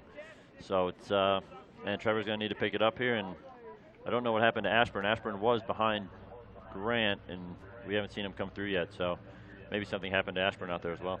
Well, Chris, it looked like Ashburn had actually faded back last lap. He was only 2 minutes off of our leaders and Grant Baylor. I think if we check lap times, I'm going to see if I can get over to this other computer screen here, and you're fine, and see if I can get an update on those lap times. But it appears that Baylor may have turned in one of the faster, if not the fastest laps on that side of the mountain, because not only did he make up time on Bollinger, I believe he might have made up time on Caleb Russell as well. You made mention of the fact that one guy that you don't want to have behind you at the end of a race is Grant Baylor. He does do quite a bit of charging, and well, actually, I guess we don't have lap times, so we're going to need to wait till those guys check in to see exactly what those lap times were on that side of the mountain. But, for Trevor Bollinger, being able to start on this front row, big advantage for him today. There is Caleb Russell. He now has checked in. Yes, he has. He did check in through, and we see now 29 minutes and 9 seconds on lap number 7. So we'll watch that time closely, as Trevor Bollinger should be the next rider we see check in physically, and then Grant Baylor. We're going to see what those gaps are. When we last seen Rodney mentioned, it was 8 seconds was the gap between Caleb Russell and Trevor Bollinger. We now know that it is quite a bit more than that, as now Stu Baylor looks to be really kind of struggling to grab traction. Now he gets it going there. He's on his way up the FMF PowerPoint, but you mentioned Grant Baylor. You don't want him behind you at the end of one of these races. Now 2 hours and 16 minutes into this, we're kind of nearing the home stretch or in the home stretch. Another rider I would have to assume you don't want to be anywhere near at the end of one of these races or not have kind of be battling with is Caleb Russell. So, Trevor is, if anything, learning, this is kind of, I don't want to say worst case scenario. Is that? Ashburn gets it down. We were down there earlier. Right when you come down that hill, you cross a little bit of a mud puddle straight onto concrete, and that concrete is full of dust. And now it's mud, and we saw a lot of guys go down there. So that's, I think we're going to see a little bit more of that if we keep the camera on the spot. Yeah, we talked about this earlier. Rodney asked, how is it going from that slick downhill to that pavement? Is it a place to rest? And I said, it's actually in that corner. You really need to focus, and then you can rest the whole rest of the way down that straightaway. And Jordan Ashburn, unfortunately, might have started his rest a little bit early. And, I got to tell you, Chris, as we watch Josh Strang go up the FMF PowerPoint, something you're not used to seeing in Josh Strang, both feet off the pegs, kind of flailing a bit up that uphill. Josh is a rider that we normally see very, quite a smooth technique rider, and that was just kind of like, hey man, we got to get it done. Now Trevor Bollinger has checked in. We did just see that on screen. However, it has not updated on our live timing and scoring just yet, so we should see that. We see, oh, look at that, Craig DeLong giving the fans a thumbs up, shaking a little bit of arm pump out. He's having a good time. They're running in the 5th place overall spot, so that would be, I believe, at least to this point, a career best for baby DeLong. Andrew, brother, probably at home. The older brother, Andrew DeLong, a member of our Rockstar Husqvarna team, probably watching Craig, cheering him on, wishing he could be out there racing. I believe he's going to join back along with you at the Unadilla event we have coming up here in about 8 weeks. So now we see Josh Strang coming in. Looks like he's going to take some fresh goggles. They've got a drink for him. And no fuel, just goggles, actually. Didn't even take the drink. So obviously not dehydrated. Looks like he's on the charge, knowing he needs to do everything you can and, to try and salvage maximum points. Chris, I got to ask you on a day like today, when you're in Josh Strang's position, coming in as the points leader, obviously kind of having a little bit of controversy at the last race with your main championship rival. Today's big as far as making a statement, kind of going into the long off season or long break in our season. And, if you're Josh Strang right now, back sitting outside the top 6 or 7 overall, what are your, look at that. Caleb Russell really kind of struggling. They're having to pick that front wheel up. Wow, he's really stuck. You got 2 coastal guys helping him through there. And he's shaking his head thinking, guys, are you sure that's the best line? Because 2 laps in a row, it did not work out well for me. So Caleb's struggling to get through there. And that really does show just how tough this section is when you have a rider the caliber of Caleb Russell, who's now been at a stop 3 times in less than 20 seconds on screen. Really does show. And again, coming back to Josh Strang, who we're now watching coming down this downhill, what goes through your mind if you're Josh Strang? Obviously not having the day he had hoped for or wanted. How do you kind of regroup and say, all right, I got a couple laps left in this one. What do I need to do to kind of get the most I can out of the day? Yeah, I think Josh is obviously having some sort of issue out there. Josh is normally, in the past, he didn't race here last year, but in the past he has had pretty good performances here, and he's a big, strong guy, and he can ride these conditions just as good as anybody else. So I think, I don't think his performance today is very true to what he's capable of at this place. I think he's a top 1-2 guy, and he could have been up there today. So maybe something happened with the bike. Maybe he's struggling with something on the course. But it is unfortunate after a little bit of the controversy at the last round and the performance that he put in that today's not going as well. So with that said, though, I don't think this is Josh Strang at 100%. I think he's having some sort of an issue. What that is, we don't know. But if Josh was 100%, I think he would be a little bit higher up in the ranks. So maybe he doesn't take it too much to heart going into break. I'm sure he'll have some things to work on, but I don't think it's really going to affect the rest of the season. And now we see here Trevor Bollinger working his way through. We'll see if he's able to get through a little bit better than Caleb Russell did, and actually gets through quite a bit better. He does not come to a stop, does not have to, I stand corrected. No, he does, my bad. Sorry, Trevor, didn't mean to jinx you there. But he gets going pretty quickly, and there we see one of the lap riders now working their way through, really struggling through. That section is really tough, and I agree with you, Chris. It's definitely one of those things where, I don't think Josh by any means needs to revamp the program or anything, but I think today, by all accounts, at least so far, still could turn it around. But as of right now, not the day he was wanting or looking for coming in today. And as we get an update on lap times here, we do have 4 riders now checked in. Well, actually, we do see now 5th place Craig DeLong now checking in, also with 7 laps complete. We'll run this down and give you the gaps, at least as best we can tell. They don't actually have the gaps on screen. We have to calculate them by, our magical math skills. Caleb Russell checking in with a 29:09 lap time for 2 hours, 15 minutes, and 20 seconds elapsed time. Now get this, Trevor Bollinger, 2 hours, 17 minutes, and 3 seconds. So that gap that was 8 seconds, now 1 minute and 37 seconds, I guess. Wait, is that right? Yes. I don't know. My math skills suck. I think it's 1 minute and 37 seconds, if I'm not mistaken. Then we've got actually another minute and 18 seconds back to Grant Baylor. So a minute 40 from, give or take, from Caleb Russell back to Trevor Bollinger, and then from Bollinger back to Grant Baylor is another minute 22. So as we had noticed it on screen there, now Baylor is actually closer to Bollinger than Bollinger is to Russell. And Johnny, something that a lot of people aren't probably going to realize is here. Oh, here we go. Caleb Russell checking in. Now this will be 8 laps complete, and I think we're going to see a little bit of a, maybe a little bit of a back and forth on that time gap. I think Caleb had to have given up at least a few seconds with being kind of helped through that mud hole and really struggling. Didn't fall, didn't really lose a lot of time, but he definitely, that Howard's hole, Grandpa Howard is not doing Caleb great right now with the dozer hole. He's spent a little extra time in there today. Yeah, and I think also what's making this course a little bit more difficult as time wears on here is these guys are getting tired. It's late in the weekend. As you can see, the course is pretty difficult for some of the amateur riders out there, and a lot of those guys are going to be dropping off. And in a normal race, you're catching lappers pretty regularly. In a race like today where the conditions are tough, guys are going to be dropping out either with bike problems or the course is hard or any array of things. It's going to be really lonely out there for these guys that are by themselves, that aren't catching guys quick, that don't have a battle going, and the mental strength that it's going to take to finish this race strong is it's going to be very important. If they lose it, they can get lost in no man's land by themselves here, as we see Ashburn making his way through the same spot Caleb and Trevor got hung up, and he makes it through no problem. Jordan loves the mud. We know that. I've raced him in it for 6 or so years now, and the guy's incredible. So see him getting through there, no problem, no surprise. Yeah, Jordan definitely likes the mud, no question about that. And there's even a hashtag JLTM. Jordan likes the mud. So he's shown that again here today, running solidly in the 4th place spot within striking distance of a podium position, but right now in 3rd. And that was a great point you brought up about, as we see Bollinger now checking in with 8 laps complete. We'll see what that gap is. I think, the white flag is out. I did not see that white flag waving, so that means one more time around the long side of the mountain, and we're going to see these guys headed for a podium and some champagne celebrations.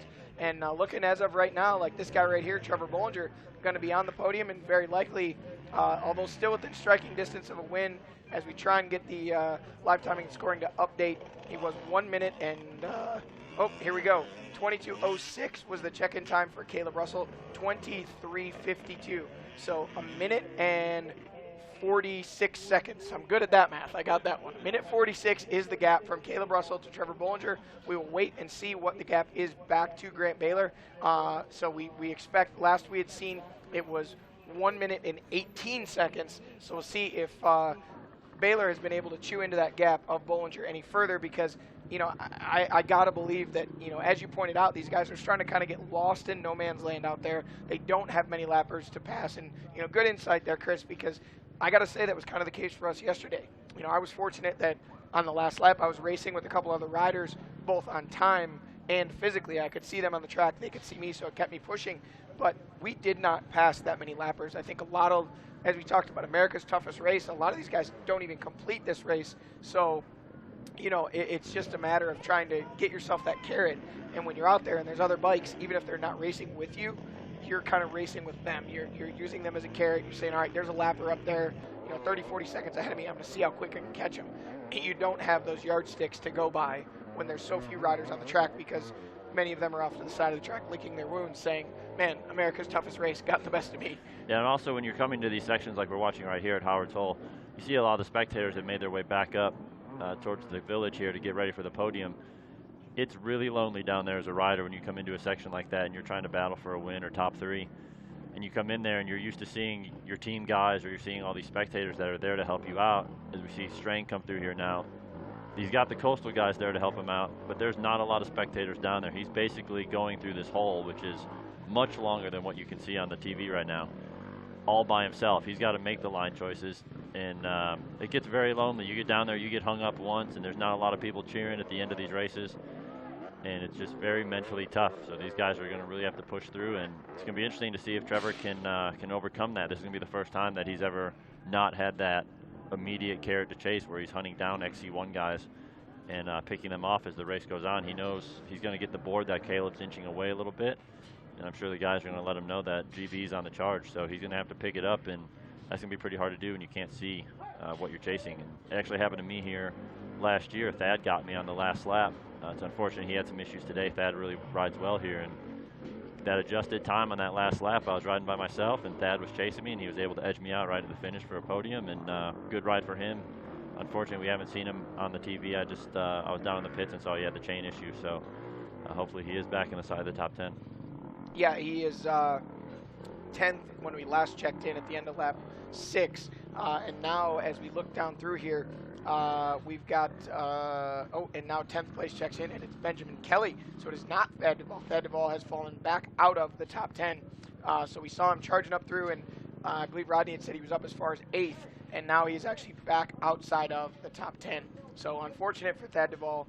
Don't know if it's another issue or just maybe that he's kind of really wore himself out charging. But as we run through our top 10, again, Benjamin Kelly just checking in that 10th place spot.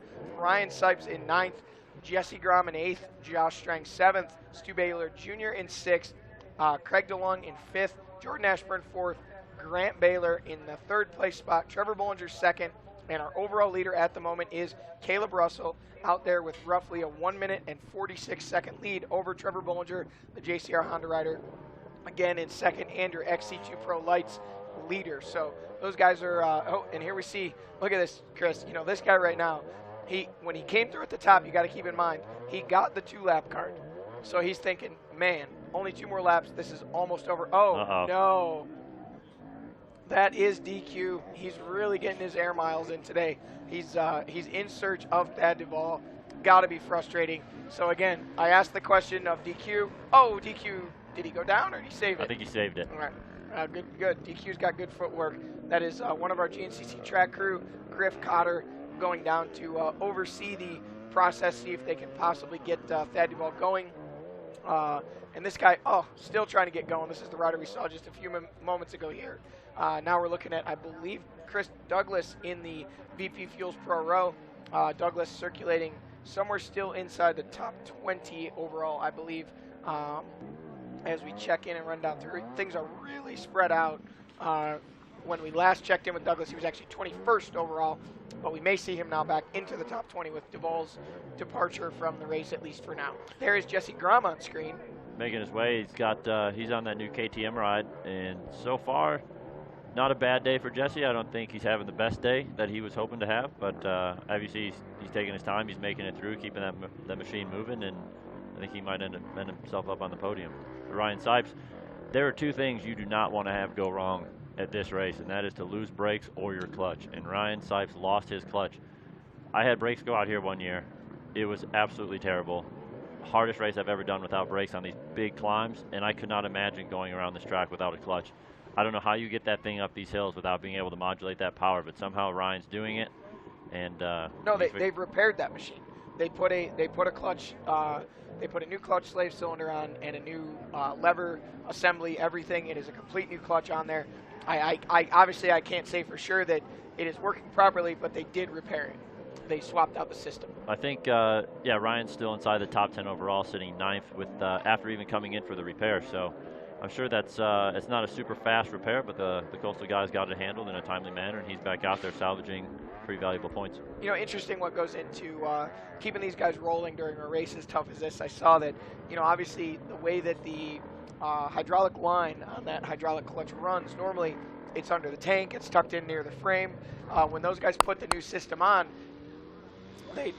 in the KTM pits, these guys are prepping for a brake pedal swap. I'm assuming this is for Russell Bobbitt, the rider who is currently running 20th overall, and inside it looks like he is 12th in our XC1 bike. Oh, and here he comes. He is in. If we back up a little bit, I think it is Bobbitt. He would be the only other rider they have out there this afternoon. So Bobbitt, unfortunately, not currently able to use. Chris, as you just pointed out, you don't want to ride without a clutch. Ryan Sipes had to do that. You don't want to ride without brakes. Russell Bobbitt currently doing that, so they're going to get him repaired and out on the way. And we got Rodney Tomlin down at VP Fuels Pro Row, I believe, with an update. Yep, sorry about that, Johnny. Wanted to cut in here. I know we have a lot of question right now about what's going on with our KR4 Rocky Mountain ATVMC Husqvarna ride of Bad Thad Duvall, a rider that started out so strong today and has had his problems. We saw the chain issue with the rock earlier today, and now we know that there's some other issues going on.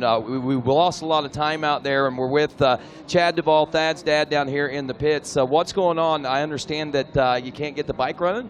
Yeah, I just got a report there that it will run, but it just won't got no power. Like it won't take no fuel, so we got a fuel injector plugged up or fuel pump going bad or something on it. I tell you, man, you guys, it's got to be a big heartbreak, I know, but there's also a lot of positive notes to take out of today with the lap times and the time that he was making up.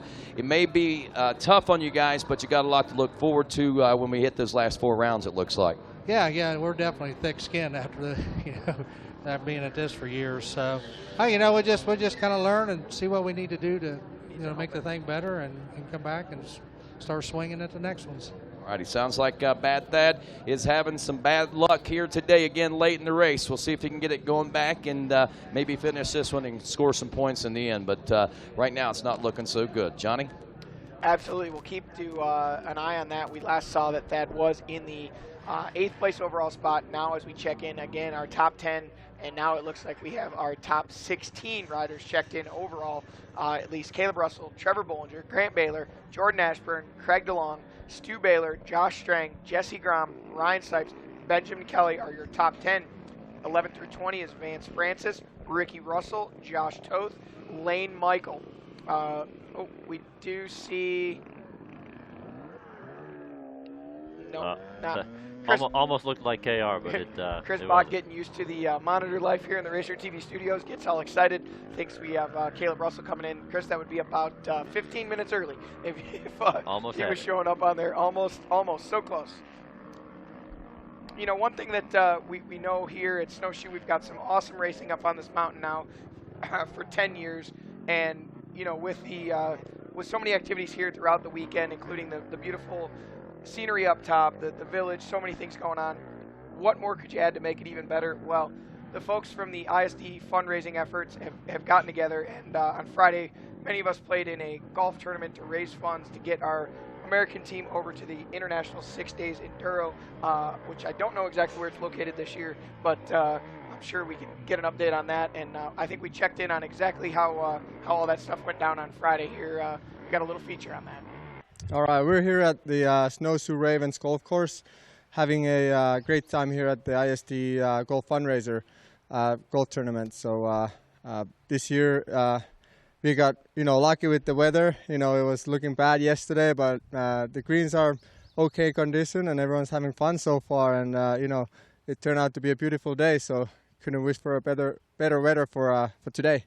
Yeah, it's awesome because it helps raise a lot of money for us to go to 6 days, and it's astronomical as far as the cost of the whole team getting over there, the trophy and junior team. So with this, it helps get us, pay for our hotel rooms and the fees and everything to get our bikes and stuff there. So it's obviously a great cause, and it's 100%. All the money is 100% to the ISDE team. So like I said, we're just out here and enjoying the day and having some fun playing golf. Was had by a lot of folks on Friday, and I believe it was actually Grant Baylor's team who took the win with shooting a 56, which I think was 16 under, I believe, or 15 under, because I believe par was 71, and it was a very difficult course, obviously, with the conditions, the rain, the greens, the fairways were soft, but obviously winning when you're a professional athlete is important, or for most people you want to win, but really a bigger kind of just a bigger idea this weekend of raising money again to help those guys get over, and as Caleb said, an astronomical cost at upwards of $15,000 per rider, to get their machines and themselves over there and for them to exist for the week plus that they're there. And Chris, you've had the opportunity to race the IST a few times in the past, and it's really not only about racing, it really is about representing America and GNCC racing on a national or on a world stage, I guess. Yeah, people don't really realize the costs that go into doing that event. Johnny cut me off there. You're out of the country for 2 weeks, and it costs a lot of money to get there. And normally you can't go as a rider. You can't just take yourself. You have to take a mechanic or a family or whatever you have that go with you to the races. So it's pretty expensive to get a couple guys out there, plus your bike and parts, and entry fees are pretty steep. So it is definitely a costly adventure. And up until they started doing these fundraisers, a lot of the riders had to foot that bill themselves. But now, thanks to the KTM guys over there putting that deal together, the Caselli Foundation, everything that they do, it really helps offset those costs, and it's a lot of fun. I got to play with my broken back. I wasn't very good, but we had a blast. Yeah, a great thing, and with a lot of the changes and stuff, the money that is being raised, I think is going to be able to go a lot further throughout some of the other junior and other trophy teams that are going to be going over there as well. But just a great cause. Good that folks, even through the adverse weather conditions with the floods and things here in West Virginia, were able to make it in on Friday and do that. And of course, we certainly appreciate their participation in that. And wow, I tell you, it's hard to believe that here we are 2 hours, 38 minutes into this race, and we're only probably 10 to 15 minutes away from calling this one over. And Caleb Russell, point leader yet again. And this is the kind of thing that he's been looking for. And I think that you brought up a pretty good point. I stepped out of the booth for just a moment when I went down to talk to Chad Duvall there a moment ago. But you brought up a point. It seems like that something must be awry for Josh Strang. I mean, you have to think that. There's no indications of that other than the fact that he is struggling right now and not posting the results that we certainly expected to see. Yeah, Rodney, something's definitely going on with Josh. Obviously, I think he's riding around, he's 5 or 6 or something today overall, and he just won the last race, and he was there all day. He's a very strong rider, and he's proven himself at this facility before. He rides really well here, and a big, strong guy like that should do well here. To see Josh back there, he's definitely having some issues. But like I told Johnny, I don't think this is going to affect the season. I think he's having something going out there that's easily fixed, and he'll be back strong. Amen. And even if it is something more than what we even realize, he's got a couple months to even worry about it, to get it all sorted out as well with the summer break coming on and all. Watching the final moments for these riders as they make their way through the infamous Howard's Hole here at the Snowshoe GNCC. 2 hours and now 40 minutes into this race, and we saw a lot less people down there, and like you pointed out a few minutes ago, with these riders basically the last couple of times through and heading onto the long side of the mountain for the final lap there, we're starting to see that thin out, and it's becoming quite a bit of a ghost town down there at Howard's Hole. And some of those riders that'll be coming in late may not see anyone down there. Yeah, prime example is Johnny Campbell, my boss. Obviously, his son Preston raced this event last year, and he's racing again right now. And he came through to go on the long side of the mountain as Caleb Russell came across the other side to get the checkered flag. And he had to ride the long side, and it took him almost an hour to make that loop by himself, no help, no other riders on the course. He was almost the last guy. And when he came through, he had actually houred out. Wow. And it is a long, lonely road back to the finish line when you get, I call it the bonus lap. But I'll tell you what, it's a tough place to be. And by bonus, you mean the lap no one wants. It is a bonus that you never wanted. You want to give it back. You want to know where the return policy is. But, a lot of these guys are, right now are wondering, man, was this such a great idea? All these guys in the amateur ranks are thinking to themselves, man, we get 4 drops. Next year I'm using one for Snowshoe. not everybody, but the guys that are really struggling. Everybody says that you get done with this race and you're just completely smoked. You're wiped out. All you want to do is shower and go to sleep. But a lot of these people have to drive home. They leave here. Most of the time, they're probably going to be a little bit dissatisfied with their performance and the conditions. But then on Monday morning, by the time they get rested up, they just can't wait to come back for next year. And I'm the same way. I leave this place absolutely worked every year, and then I can't wait to come back. It's one of my favorite races. And although some of these guys, as you watch them go through here and tip over and get covered with water and mud, right now they'll probably tell you they're maybe not their favorite race, but I guarantee you this week they'll be bragging about it. There's oftentimes, especially whenever the conditions are at their worst, guys oftentimes will come here and they say, and I've heard this on more than one occasion, especially from those 10 o'clock racers, is that all I did was come here to do one lap. I wanted to see if I could do one lap at Snowshoe. And a lot of times those guys are whipped. I mean, it's taking as long as almost 2 hours in order to even get that one lap in there. So we do know it does maybe set some more of a challenge for some than others, but it has a mystique about it, and it certainly attracts you to want to come back here. Whatever it is, whether it's to beat the mountain, to beat yourself, or whatever the case may be, you want to come back. Yeah, and something that's changed over the years that we've been here is the track is more or less we ride some of the same stuff every year. One direction, the other direction, we come in from a different way or what have you. And the track is obviously very tough, and as you can see here, it's never going to get any easier. Right. But what we have done is the riders that have been coming to this place know what to expect now. And when we used to come here, my first podium here, I tell everyone we did not race this race. This race was a trail ride. Even at the XC1 level, it was a trail ride for 2 hours, and then you had an hour race at the end. And now that's completely changed. Everyone knows what to expect. A lot of these guys come up north, they spend time in the rocks, they spend a week or two riding that stuff, getting their bike set up, and now it's a 3-hour race, just like any other race, except the conditions not so easy. And I think what we've been seeing with the fluctuation of these riders in their positions and gaining times and things like that is proof of that exactly. And again, we should be approaching the finish. I'm thinking within the next. Now that I look at it, I think I figured out somewhere around the 50 to 52 mark. I could be wrong in that range, but that's we should be someplace close to that by the time the checkers come out. So, according to this, we're about 4 or 5 minutes maybe from being in that range. But Caleb Russell again enjoying that lead. He had opened up quite a bit of a lead over the second place rider Bollinger. The one that we're going to be watching for though will be Baylor and Bollinger, the battle for the second place overall position in this one. And this one, again, tightening up like we had pointed out. We expect to maybe see, depending on what happens to Bollinger this time around, if he loses even more time, we might see Grant sneak up a little bit closer. Now, again, that's an awful big gap to try to make up to take the pass and make it for second place. But I tell you what, Grant Baylor seems to be giving it a good try. What was our gap at the end of that last lap there, Rodney, between second place of Bollinger and the third place of Baylor? I'm looking at a minute and looks like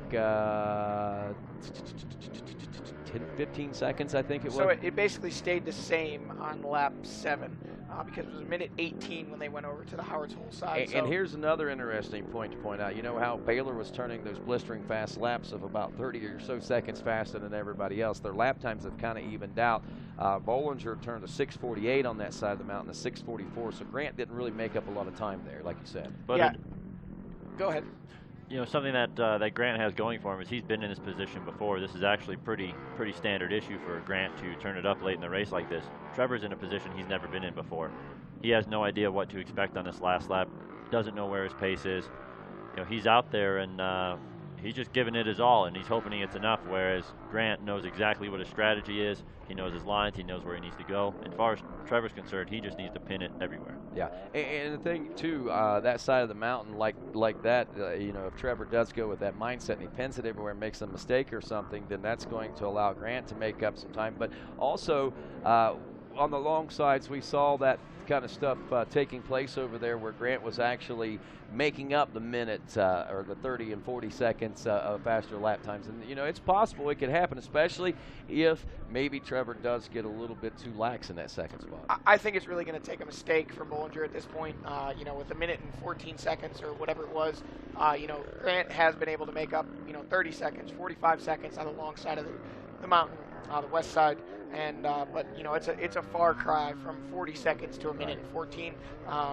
It's certainly not impossible. It's not out of the realm of possibility. Grant Baylor has done some phenomenal things on the last lap of races. We've seen him. He goes to that Baylor power, and you know, he really charges at the end of these races. And, you know, a rider we haven't talked about much today is Stu Baylor, who's actually running in the 6th place spot overall. Yeah. You know, we all year long we've talked about how Stu just continues to get better and better. And, you know, with Grant in a podium position and, you know, working his way up, possibly trying to battle towards an even better podium position. You know, you can't say enough about Stu, too. Tough conditions out there on the 252 stroke, really laying it down, you know, to be inside the top 6 and, you know, trying to work his way even further forward. You know, that's a rider that we kind of long ago anticipated that we would see 2 Baylors battling for podium positions or maybe even win some days. And, you know, Grant kind of got the better of his older brother Stu for the last couple of years due to injuries and actually a plethora of injuries, you know, collarbones, wrists, all kinds of stuff. And now it seems they're both back on the mend to being healthy. And speaking, look at this guy has made it around the far side of the mountain. And from here, it's really just, I was going to say, it's really just a cruise as he gets sideways and almost that don't look like a cruise. Looks like he's still having fun. He's meeting the challenge of this mountain. He's taking it head on. And honestly, that looks kind of like it could be fun. I mean, in this last lap, got the big lead, and know you're charging toward the checkers and a big, long summer break where you're going to enjoy the points lead yet again. Yeah, he's obviously on the charge again, trying to ride that rear wheel. And I think what's happened, you see a lot of these riders we saw Jordan Ashburn hit the deck. We saw Caleb obviously struggling through there. One thing that's difficult to comprehend if you're at home is the number of mileage in the conditions that these guys have done on these rear tires. And everybody's running, not everybody, but a lot of these guys are running a softer than normal tire for the rocks, or even doing what they call grooving or siping the rear tire for more traction. And it works very well. But it's difficult to get it to last for 3 hours. So at the end of this race, a lot of times these guys are running on baloney skins, and you know they're just not getting the bite that they were earlier in the race. So stuff we saw them wheeling up earlier, now they're really kind of having to modulate their throttle that much more to get the grip, and I think that was what we saw there with Caleb. And another thing that's hard on rear tires is asphalt. And we've got a fair bit of that here at Snowshoe up in the village area to transport from area of the racetrack, and obviously here in the VP Fuels Pro Row, where we should see Caleb just about any second. You know, Johnny, I think this might be the first year in some time that we haven't seen, as far as we can tell on screen here, any visual rear wheel changes. We've seen that quite a bit in the past where guys have issues of either blowing apart inserts or, like Johnny said, they tear up all the knobs on the tire because of the conditions.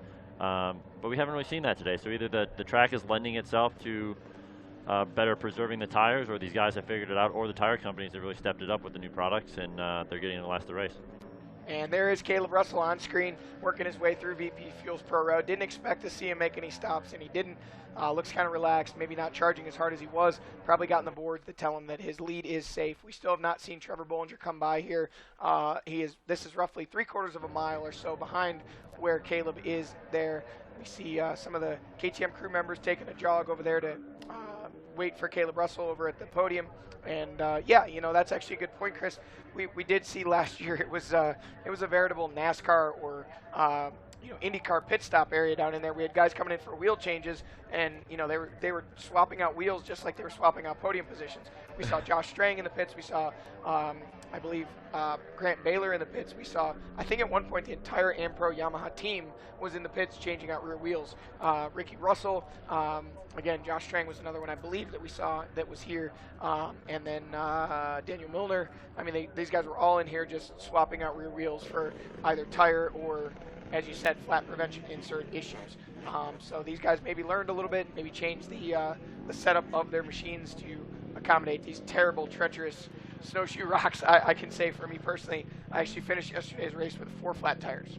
First time I've ever done that. I was going to say, we talked about this a couple of weeks ago. You said you hadn't had flats in years, man. Man, I've been. I guess it's one of those things where when you talk about it, it bites you. When we was down there talking to Chad Duvall, he had said, we actually thought about cutting a chain and having it ready in case this would happen, and then this happens. He said so. It's one of those things you think about it. I mentioned somebody last week. I said, Snowshoe, they always say it's so bad. I never get flats there. This year I got 4. My machine has 4 tires. All 4 of them are flat. Well, you never win the race after the break either, do you, Johnny? Oh, yeah, that's right. That's right. Trying to help you out there, hey, buddy. man, I'm all for it. Let's talk about some stuff I'd like to see happen. Yeah. And there is Trevor Bollinger. And what he would like to see happen is he would like to see him maintain the gap over Grant Baylor, which it looks like he has managed to do. We do not see Grant Baylor yet. We should see within the next probably 30 to 45 seconds, Caleb Russell should be working his way through. And we see Ricky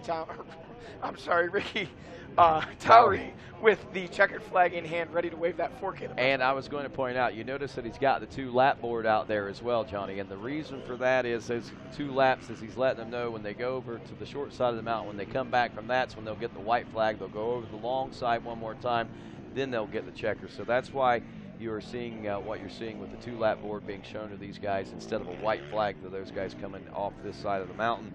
That is why, but Caleb Russell is on his way right now to take the checkers and his 4th win at Snowshoe GNCC. You know, Rodney, I think as much as we've talked about Josh obviously having something going on out there today, they were very close coming into this race, 1 point apart, Josh taking the points lead last race.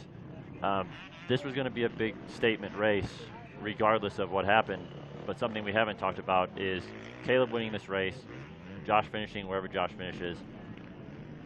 Caleb's going to carry a lot of weight off of his shoulders now through summer break. Yeah. Whereas if they were 1-2 or 2-1 or whatever they came through, if they were 1-2, it would have been a lot closer. That's a lot of weight to carry through those 2 months off. So now Caleb's going to have a nice little breather. He can have fun this summer, and I think that's going to be a big benefit for him in the future. Yeah, and Caleb has already, I know he talked about, he had like 4 different outdoor motocrosses he was going to do, but I know that they have decided to nix that. Obvious reasons why he wants to focus a lot more on this GNCC title, I'm sure, and don't want to take any unnecessary chances with a possible injury while being out there racing that. Yeah, Caleb said that he had never really vocalized this, but when the incident happened at the end of the race in New York and he was unable to finish due to the broken fuel pump, I asked him, I said, are you still racing nationals this summer? He said, nope. He said that plan was always contingent on me having a 1-race points lead, which he did at the time or nearly, and was confident that in the next 2 races he would be able to maintain that or stretch it slightly, and obviously that not being the case with the mechanical failure after the crash. And he said, hey, look, my job is to win GNCC championships, and that's what I'm going to go do. He said, so the fact that I don't get to race, and here it is, the checkered flag out for Caleb Russell. There it is, the historic win number 4 for Caleb Russell here at Snowshoe Mountain. And if I'm not mistaken, we chalk that up and take a look at the wins column here for Caleb Russell as well. That is win number 36, which puts him 10 race wins away from tying Scott Summers in the all-time race wins leaderboard here in the motorcycle side of things. So Caleb Russell, 2 more steps in history right here today. Johnny Gallagher and Chris Bach, and what an impressive ride, and he did it quite fashionably, I think. He came out, he made that statement, he rode his race. It looked like that things were going to tighten up there when Bollinger started reeling him in, but he found that little extra edge that he was looking for, and checked on out. Came right in to take this win, and it looks like it's going to be uncontested. Yeah, we've got the time has expired that Grant Baylor did start behind him, I believe, already. And we know that Grant was quite a bit further behind over the VP Fuels Pro Row. So barring some kind of a wormhole or time warp, looks like Caleb Russell has this one in the bag. And is that, nope, that's not Bollinger there, but we should see Bollinger checking in here relatively soon, getting things finished off and rounding out, a good ride for him with the 2nd place overall and, another overall podium for him and another win in that XC2 class. Yeah, we talked about Caleb carrying some really nice momentum going into the break and then into Unadilla. Trevor is going to also carry the same. He just learned a lot running up front with these guys for 3 hours, and something that you don't get in XC2, and he's going to be able to carry that over to Unadilla, and he's already been strong this year, as we've seen. Here he goes. No, that's not him. Sorry. Yeah, but he's been really strong this year, and he's obviously, now he's got a little bit more confidence. He'll go home, he'll look at the lap times, he'll see how he stacked up against KR, who is arguably the best right now. He is obviously the gold standard to beat, and he'll work on it and get it done. And there it is, Trevor Bollinger, 2nd place overall. So Bollinger checking in that number 2 spot, and that again has got to make him feel great. And like you say, the lessons learned here today are invaluable. I think what he took away and what he'll take away from this race today are invaluable. You can't write it down on paper. You can't explain it. There's nothing that you can do but go out and do what he did today to be able to learn what he needed to learn. Yeah, that's the biggest thing the XC2 guys lack is just the race savvy and the experience that comes with starting in that front row and racing with those guys. And he learned a lot today. He got his first taste of it, and that's something that those guys in row 2 and 3, they didn't get. And it's going to be a big advantage for him, I think. Well, as we look at the official standings here, Caleb Russell checking in on that final lap. 30 minutes, 51 seconds was his lap time. 31:01 for Trevor Bollinger. Wow, almost 2 minutes. It was a minute and 56 seconds that separated the two as far as the time was concerned whenever Bollinger came through the finish line.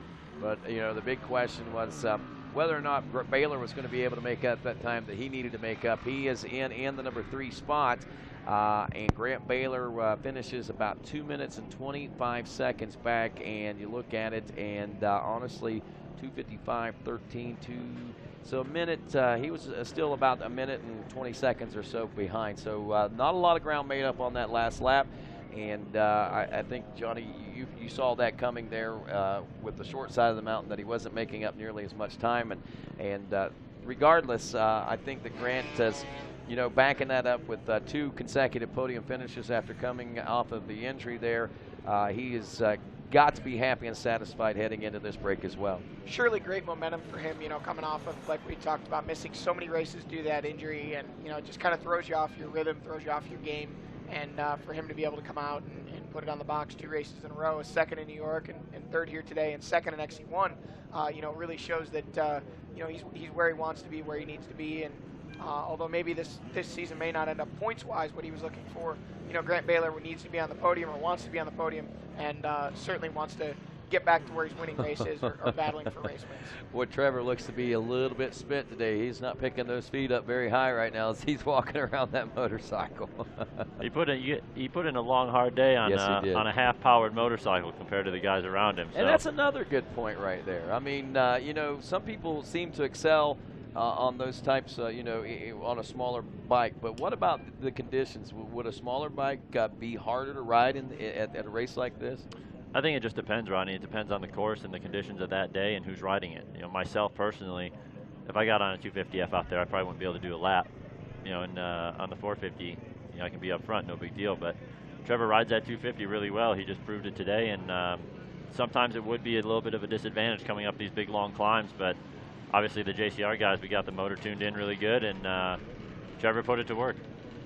Yep, and there it is, folks, man. Caleb Russell was able to capture win number 36 as he is on his way to quite possibly being the best motorcycle pilot of all times in GNCC racing. And I tell you, that's pretty exciting. Trevor Bollinger, another stellar performance by him today as he finishes second overall. Grant Baylor in the number 3 spot. And we still wait for 4th, 5th, 6th, 7th, 8th, 9th, 10th. We'll sort that all out when GNCC Live continues after this.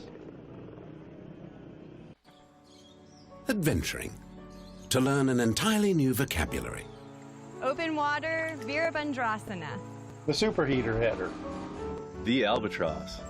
The one and only Parachute Adams. The tail whip. The sluice dry stout. Double ooey gooey.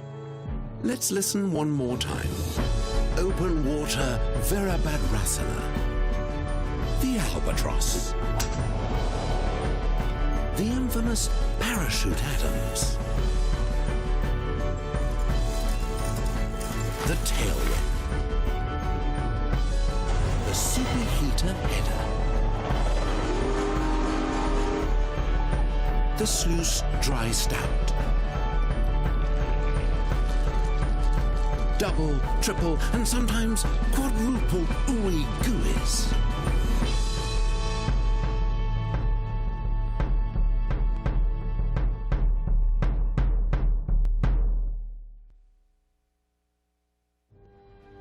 When it comes to protecting your engine, Amsoil offers the next level performance truck owners demand. Amsoil provides 75% more engine protection against horsepower loss and wear than required by a leading industry standard, extending the life of pistons and cams. Give the vehicle you deserves. Amsoil, devoted to protection.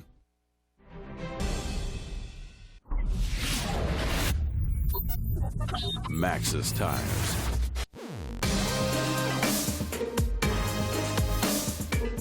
Here at Rocky Mountain ATV MC, our goal has always been to get you the best price and provide quality service. Now, we're giving you one more reason to shop with Rocky Mountain. We call it Quick Cash. It's simple to get. Just place an order with a qualifying Quick Cash item and get cash to spend on your next order. Try it out today. RockyMountainATVMC.com. Get ready. The Andersons discovered life is easier with an Outlaw RV. The Outlaw is a complete home on wheels with a multifunctional garage.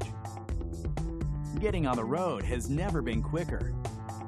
The Outlaw is made to fit the lifestyle of today's active families. So stop roughing it and start enjoying your weekends. Find the Thor Motor Coach Outlaw that fits your needs at GarageRVs.com today. You smell it, you feel it, you can taste it in the air. Speed, man. Full wide open. Blast. I didn't really like high school too much. Too booky, too take notes, learn this, and that's it. Got Wildtech. They had full-size motorcycles. The feeling of taking them apart every day, putting them back together. You can't explain it. Everything I learned applies to now. Seeing your motorcycle that you put together right around the track at 180 miles an hour, oh, definitely rewarding. My name's Mike. My school's Wildtech. Get on the fast track to a career. Turn pro at Wildtech. I've been with Liat for a lot of years, and I know the dedication they have for safety. When they told me they were coming out with a helmet, I signed right up.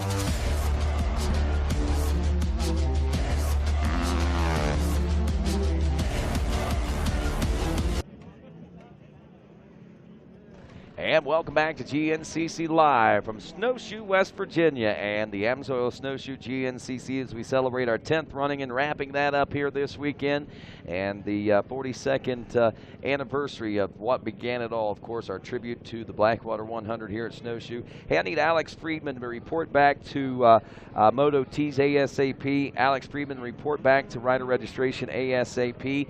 But again, as we wrap up this day here on the mountain of Snowshoe, congratulations again to Caleb Russell. Win number 36.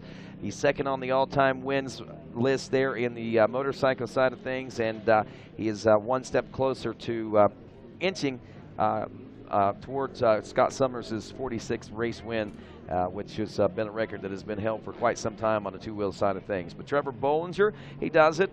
He had a really strong ride today. XC2 Pro Lights rider able to start on the front row with his points being in the top 5 there, and it scores well for him as he's able to ride with the top guys out there today. He finishes second.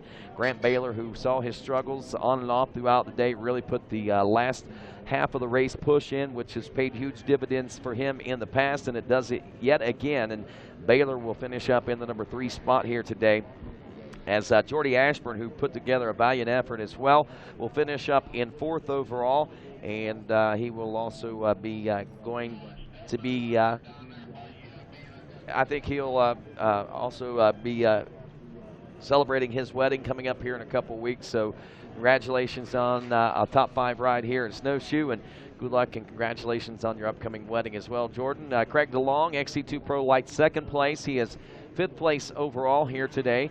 We got Josh Strang checking in. Actually, we got Stu Baylor checking in the number 6 spot. He was 4th in class, but 6th overall today. Then it was Josh Strang holding on for 7th place in the overall. Ryan Sipes is due in the 8th place spot. We'll see what happens there with Jesse Grome, Benjamin Kelly rounding out the top 10. And there we are. I mean, we still haven't seen the top 10 check-in. So that tells you just exactly how spread out, what kind of a challenge these racers must have faced out there on the racetrack today. And we call this America's toughest race. There's no doubt about it. The new toughest race, the Snowshoe GNCC. But I think that today's results, as we watching them roll in, as Benjamin Kelly does check in with 9 laps complete now, we are seeing that this is truly exactly what we are laying claims for it to be. Some may say I don't find it that difficult, but look at the tail of the tape. It all translates, I think, out on paper at the end of the day when you look at lap times and finishes and things of that nature. I think the point is well proven that this is what we claim it to be, and it is becoming just that. We see the fans down there filling the village square as they prepare themselves for today's podium and celebration of the top 3 overall in the XC1, XC2, and of course in the top amateur class today. So these guys have got a special treat coming in for themselves as far as podium presentations, and wow, you folks at home do as well. And we appreciate you guys tuning in today on GNCC Live at RacerTV.com. Those of you here at the Village and at the racetrack, don't forget that you can also tune in to what's going on in the RacerTV realm as well, as we are all racing all the time, and that means that we do have these races archived, so you can go home and watch the archive race from today right there on RacerTV.com. And our upcoming live shows, folks, we're going to be off for a few weeks throughout the month of July. But when we resume broadcasting, we'll be at it at full force as we'll be rolling into the Loretta Lynn Amateur National Motocross Championship Finals. Tuesday, August 2nd will be our first broadcast day of that. We'll broadcast Tuesday, Wednesday, Thursday, Friday, and Saturday. The broadcast times will be coming later, but just know that Racer TV will be there once again, capturing all the moments of history that take place there as we continue to build tomorrow's champions and the stars of our sport in the world of motocross racing. And folks, I tell you, speaking of stars, we got a mountain full of them here today, and one of the biggest stars in the off-road racing world, of course, Caleb Russell, will be making his way to the center of the box here in just a few moments as we still continue to watch here. Just to give you a heads up, Ryan Sipes just checked in, and we had him, I think, scored in 8th place.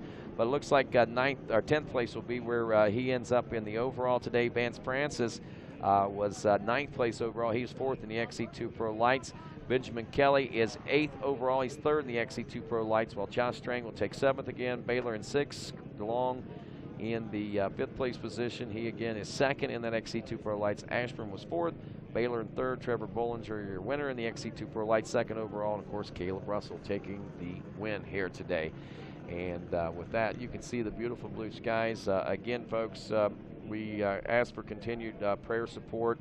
And if you find a way, you go on social media, you'll be able to find a lot of ways that you can help. I know on the Snowshoe web page and also the Facebook page, they've got ways that you can help out with flood relief.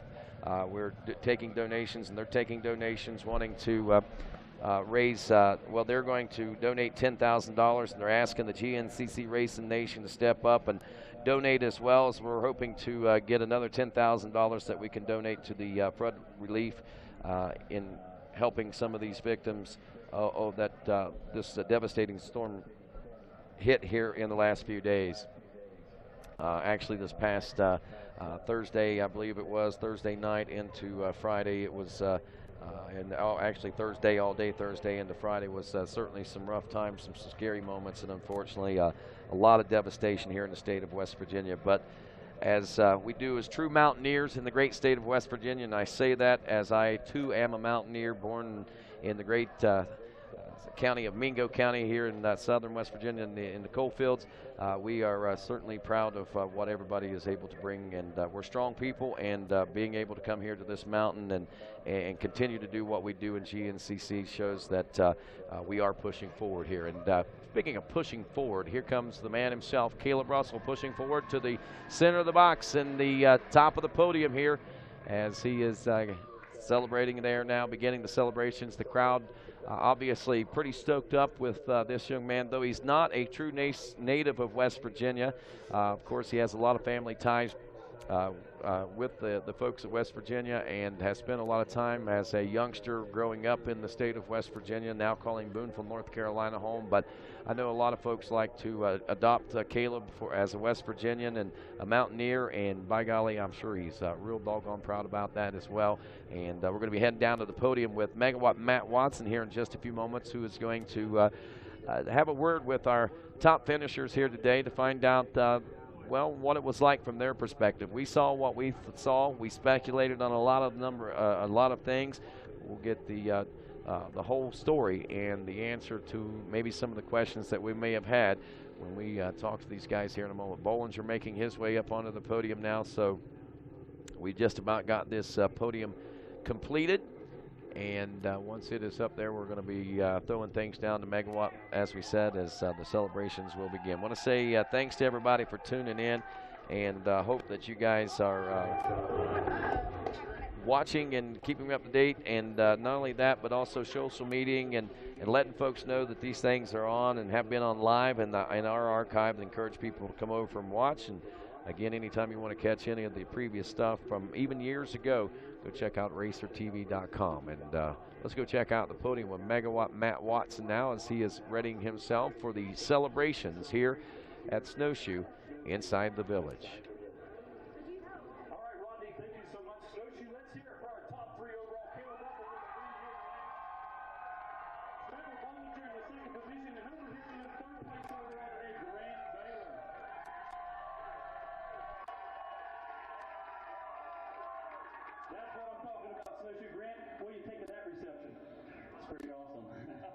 Hey, tell us a little bit about your ride today, man. Man, I got off to a decent start. You know, I didn't get arm pump or anything, and I kept pushing all day, and those guys broke away from me a little ways, and those last few laps I was pushing and pushing. Last time over here on the east side, I wadded myself up and bent my shifter, so it made it hard to shift. But then we got over here on the west side, and my bike was just dying over and over and over. That's why I couldn't ride it up on the stage. It won't start. So, you know, my bike was dying, and I was trying to catch Trevor. I knew he was right there, and I was pushing and pushing, but, you know, I just couldn't make it happen.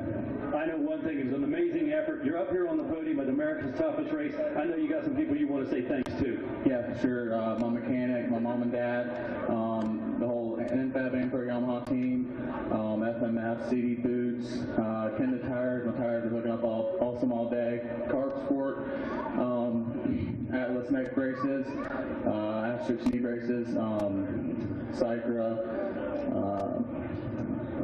Tiger Connection.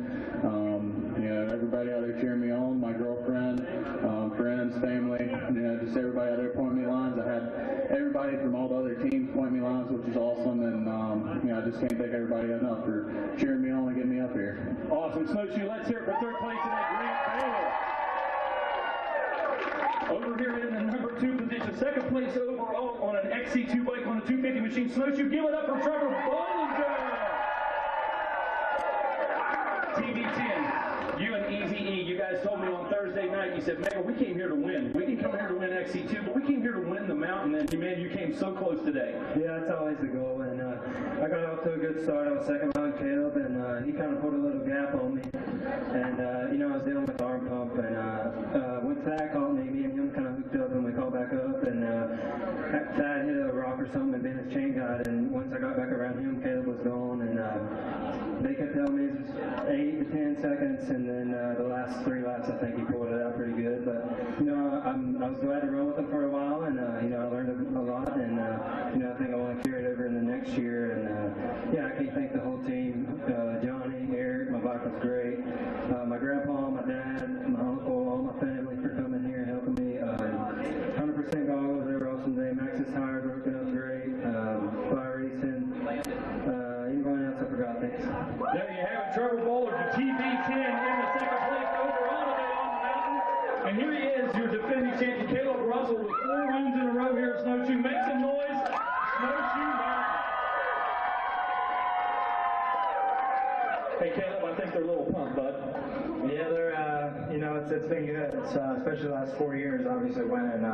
You know, I always came to this place with the wrong attitude, and, you know, the last 4 years have changed things around, and, you know, I enjoy riding, and, you know, I did the best on the hardest side of the track, and, yeah, those guys, I got out the lead, and I seen Trevor behind me, and I kept checking back there to see where those other guys were, and he was riding good and staying with me, and like I said, I really was pretty good on that one side of the track, and I was able to open it up, and then I made a bonehead move over here in Howard's Hole, and I went the long way around on a downhill, and those guys were right behind me again. It was like 30 seconds to, nothing. But I opened it back up, and then I just was just hitting lappers in all the wrong spots. And Trevor was riding great, and he caught back up again and kept me honest. But I'm happy to get the win and keep things rolling. But I just got to give it up to the whole FMF KTM team, my mechanic Tanner, CD Boots, Bell, Scott Goggles, Dunlop Tires, Motorex, WP, Charities, all my fans, friends, family, my wife. Thank you. Snowshoe, there you have it. In second place, TV10, Trevor Bollinger, and over here in our third place today, Grant Baylor. With that third place, let me step out of the way. Let me hold these trophies up, as a matter of fact. Let me hand that. You guys need to get these class pictures taken. Let's get Trevor his picture. One more time, Snowshoe, make some noise for our top 3 overall.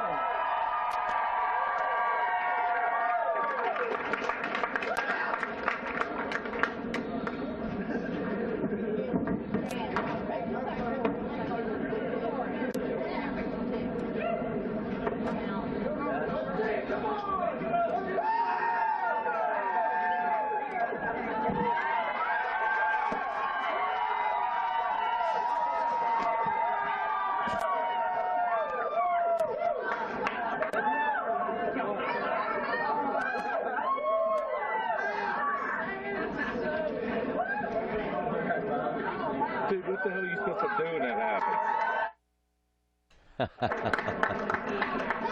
Well, the celebrations are certainly on here at Snowshoe GNCC, and what an amazing and magnificent facility as we take a ride down the ski lift. Many of these folks off to the side of the track in various places. You could actually witness some of the racing that was taking place on this eastern side of the mountain.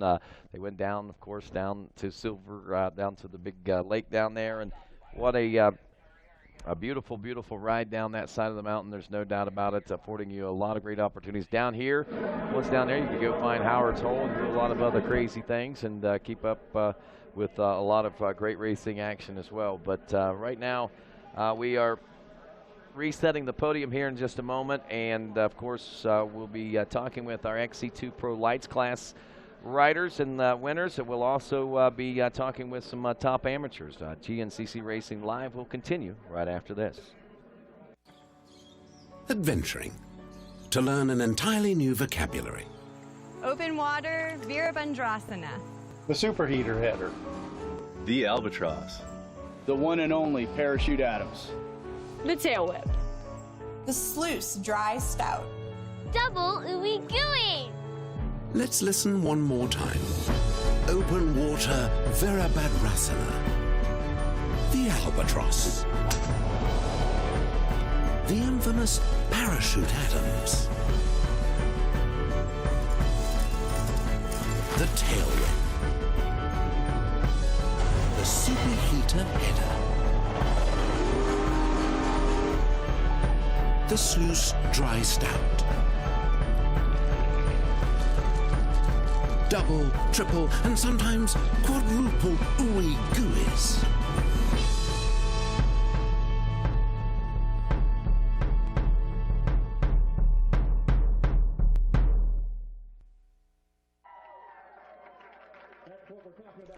And welcome back to GNCC Live as we continue to wrap up podium celebrations with our XC1 Pro class right now. And looks like we're going to be talking with Jordy Ashburn right now. You overcame all that stuff. You end up on the podium in the toughest race in America this week after all that adversity, man. Tell us about it. Yeah, I'm pretty happy to be up here today with all that happened. I mean, just a little small crash first lap, and it just, I guess, a tree just pulled the fender off and had me all messed up. But, we got it back up, and Trevor and everybody kind of got it back away at that point. And just kind of rode for myself for a while until Grant caught me, and then I made a couple mistakes, and he got back away. So that's it. Jordan, I tell you, you made it look easy, though. All that adversity, you still look like you were out on a Sunday cruise. You were pushing hard the whole time, and it just looked like it was coming natural to you, bud. Yeah, that's for the later half of the race. I was just trying to keep my bike intact and not break anything else off. So. Right on. Who do you want to say thanks to today, bud? Lord Jesus Christ, and I'd like to thank Mom and Dad, KTM Racing, the whole Westfield Power Sports team, WP USA, Sakura, Handguards, Alpastar Blues, Moose Racing, Scott Goggles, everybody out there. Thanks. Awesome. Snowshoe, that's it. Make some noise. That's right. Third place XC1. Grant, anything else you'd like to add about your day? Anybody you forgot to thank? Anything else you want to say? No, man, I pretty much said it all earlier. I had an awesome day, so can't thank everybody enough. All right, congratulations. There you have it. Grant Baylor in that second position, and of course our winner, Caleb Russell. Anything else you'd like to add today, my man? Yeah, just thanks all these fans for coming out and having a great time. And There you have it. The champ says he loves you guys. Definitely. Congratulations to all these guys, and thanks everybody for joining us on the podium. We're going to get our XC2 riders up here in 1 second, and we're going to continue our celebration.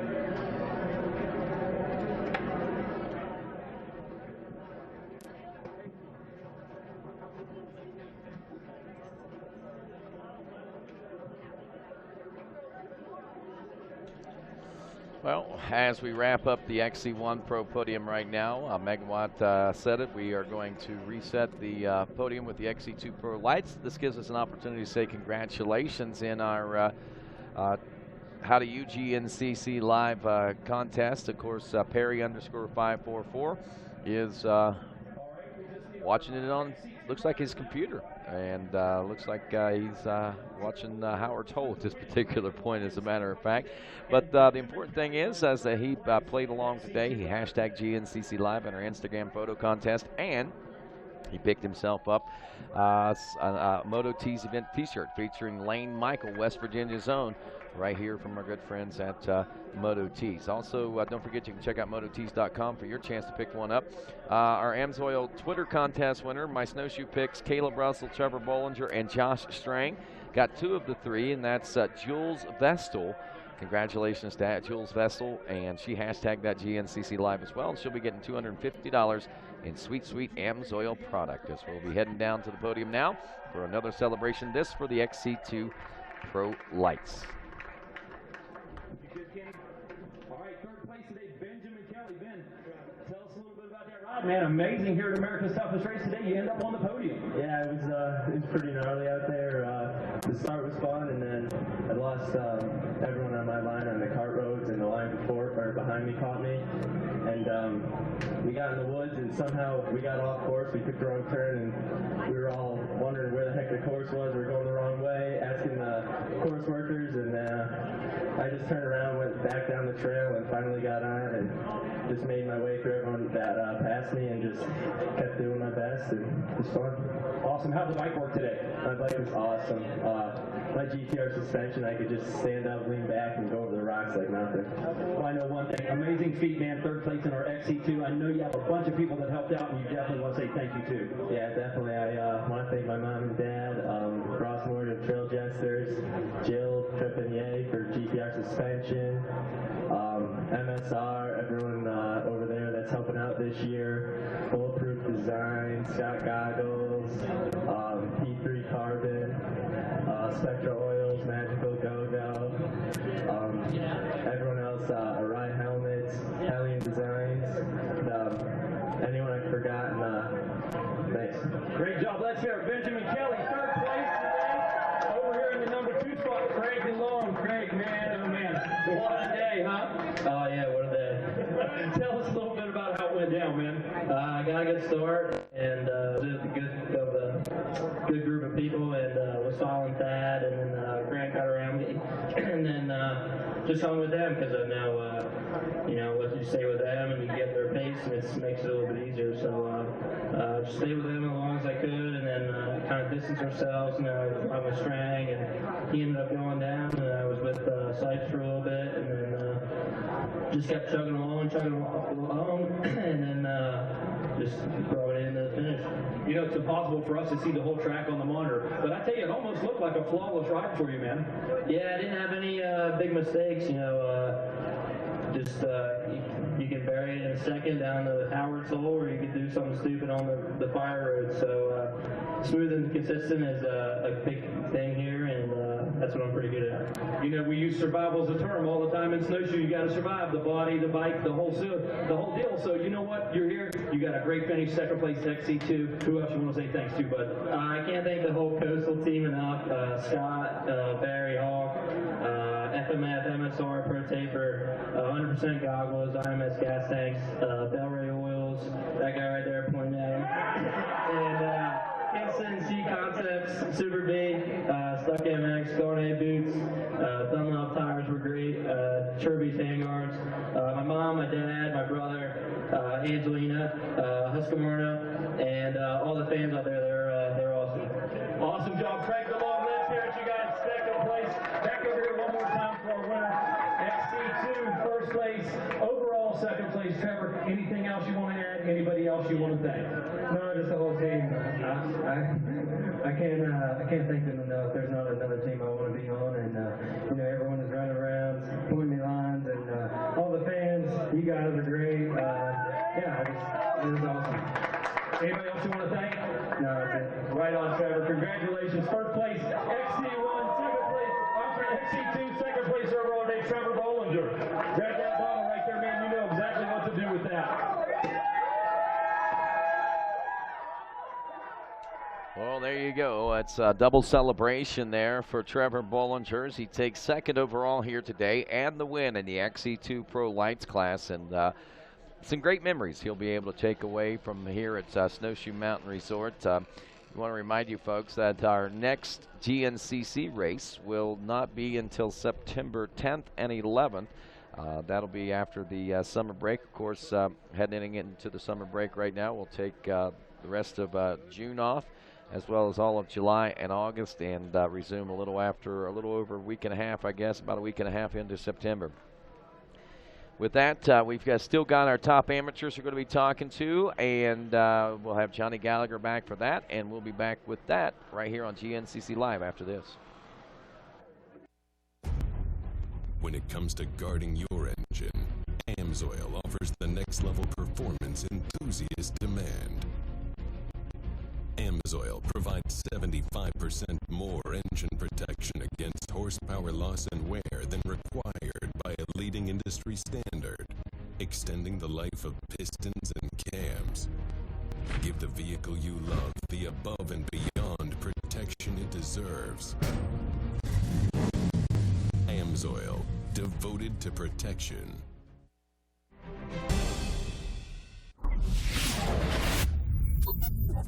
Maxxis Tires.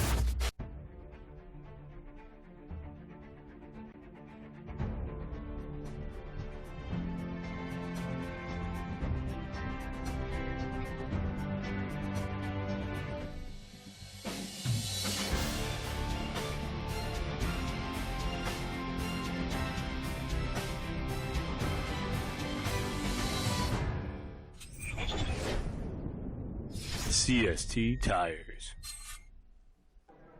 Welcome back to GNCC Live as our podium celebrations continue here in the village at Snowshoe Mountain Resort, and one of the premier races, I guess we could say, on the GNCC racing schedule. We see Trevor Bollinger down with the JCR Honda crew. That includes Johnny Campbell right there, multi-time Baja winner, and of course icon in the off-road racing world, heading up that team right there with those guys, and rightfully so. They've got to be pretty pumped and pretty stoked as they got themselves in some pretty good positions right off the bat here today.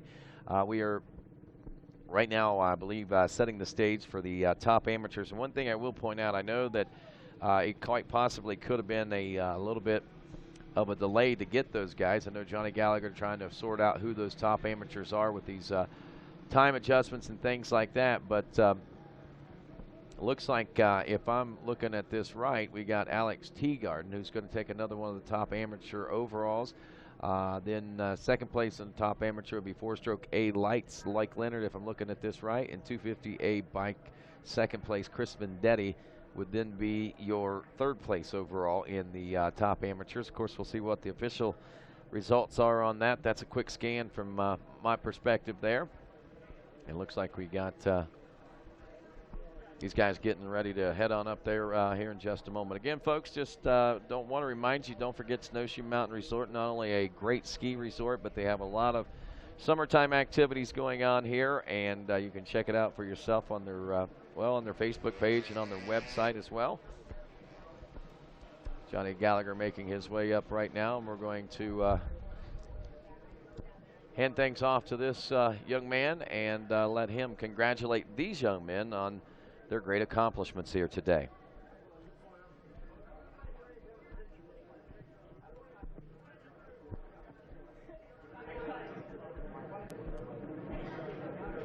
Podium of the day is the overall amateur podium. These guys worked hard for this one today. Your top 3 overall, let's hear it for them. First place, Alex Teagarden. Second place, Loic Leonard. And third place, Chris Venditti. These guys battled hard.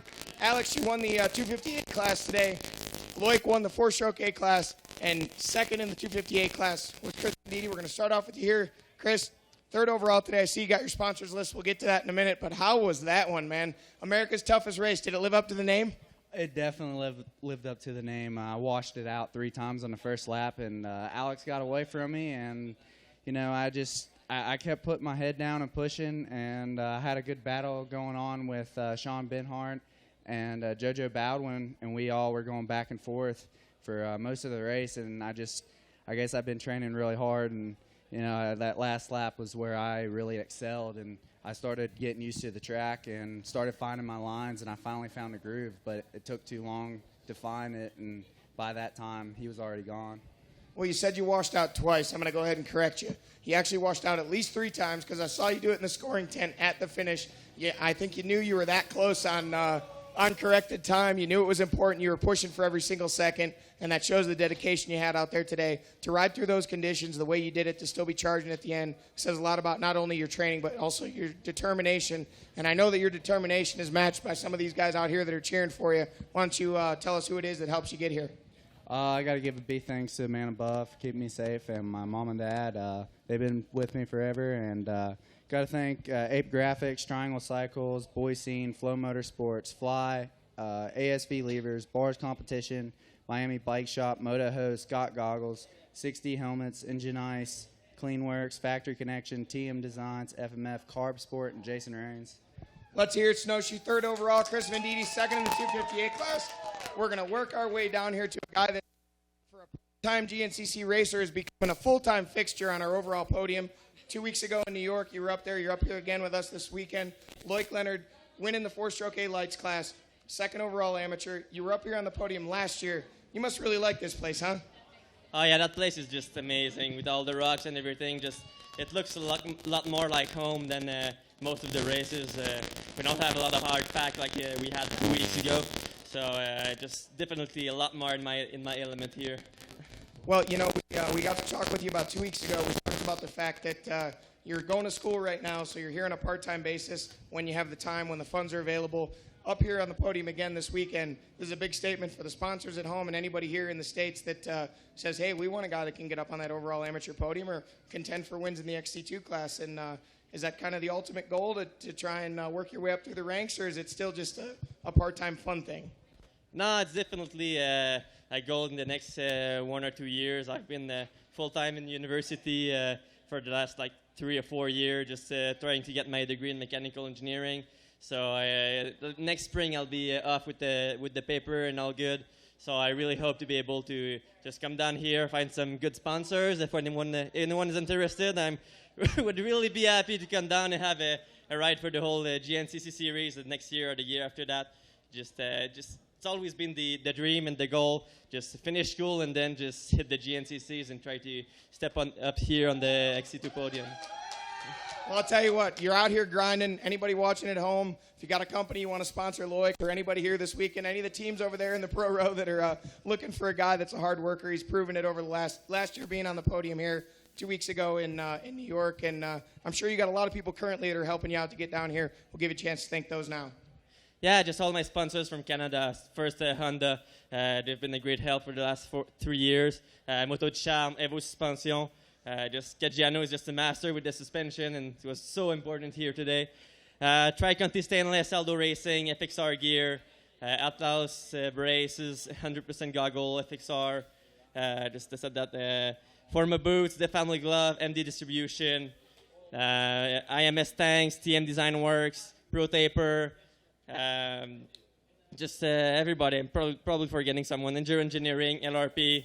And just everyone, just big thank, and hopefully I'll be able to hit the last 2-1 and just get that guy off the first place of the podium. How about this guy here? You want to thank him? Because I think I see him standing there every race cheering you on. Oh, yeah, he seems like a great guy. Just thanks, man. There you go. You got a new fan right there, one of West Virginia's own. Let's hear it one more time, all the way from Canada. Loic Leonard, overall second amateur and winning the 4-stroke A lights class. Alex, I'm sorry to do this to you, but I'm going to stand at arm's length because as we were walking up here, you told me you were running 101 fever coming into today. You've had the flu. You pull off the overall amateur, $125 from American Cargo, getting you geared up and ready to go into that summer break with a little bit of extra money. And tell us a little bit about how your day went today. Man, I've DNF'd at Tomahawk, and by about the time I got done pushing my bike back to the truck, I decided I was going to win today by 5 minutes, and I did it by about 6, so I'm all right with it. Statement, but I guess when you back it up, there's not much you can say about it, right? Yeah, it's been in my mind since 2 weeks ago that I was going to win today. So I went to work. The second I got home, I got the box and just started working for it. So the day went great from the beginning. The factory connection suspension worked unbelievably well. It was working so well. It was really kind of like cheating. Everything worked perfectly smooth. Everything went great for me from the beginning. I've been struggling with bad first laps the whole beginning of the year, and I finally put in solid, good first laps, and things worked well. And, man, the West Virginia natives down there in the mud hole pulling us through, thank goodness they were there. The track was built really well. They did a great job with all the weather and to build the track the way they did and keep it flowing, and a great track, man. It was a great event put on, and things just went great. Did you have any problems out there? Did you make it through pretty unscathed through that 3 hours? It was pretty much problemless. Everything went great. It was just my day, I guess, which is good. So America's toughest race, and you made it through without getting stuck all day? Yeah, pretty much. I think we could attribute that to where that big lead came from. You were just on a mission today, huh? Yeah. Luck. It was luck. I've raced here quite a few times, and I've never got that lucky and made it through that smooth. So a lot of that just came from things fell into place today. Well, I know you said you got a little bit lucky today, but you got a heck of a win. I know you got a lot of people behind you. Some of them are out here in the crowd. I see them there filming you right now, so we're going to give a chance to thank them and all the other people that make it happen for you. Yeah, man, absolutely. Hey, Dad put in a ton of work because I wasn't able to get up here till late yesterday with the bike because I was at home sick, and he put in real late hours to get that worked out. My girlfriend Eric has been behind me for the last 2 weeks, really egging me on, really wanting me to win this one. Thanks to her. Thanks to Mouse Pratt, Mouse Pratt family. I ride at their house every day. Man, he does so much for me, building tracks, doing everything. So thanks to him. Thanks to the West Virginia guys out there pulling us through the mud holes. Way to go, guys. Way to be out there every lap all the way to the end of the race. Thanks to the sponsors, man. Waynesburg Yamaha, Brian Basco, Waynesburg Yamaha, Factory Connection, Stuck MX, Bonsai Engine, Kevin Gano, Steve Hatch Racing.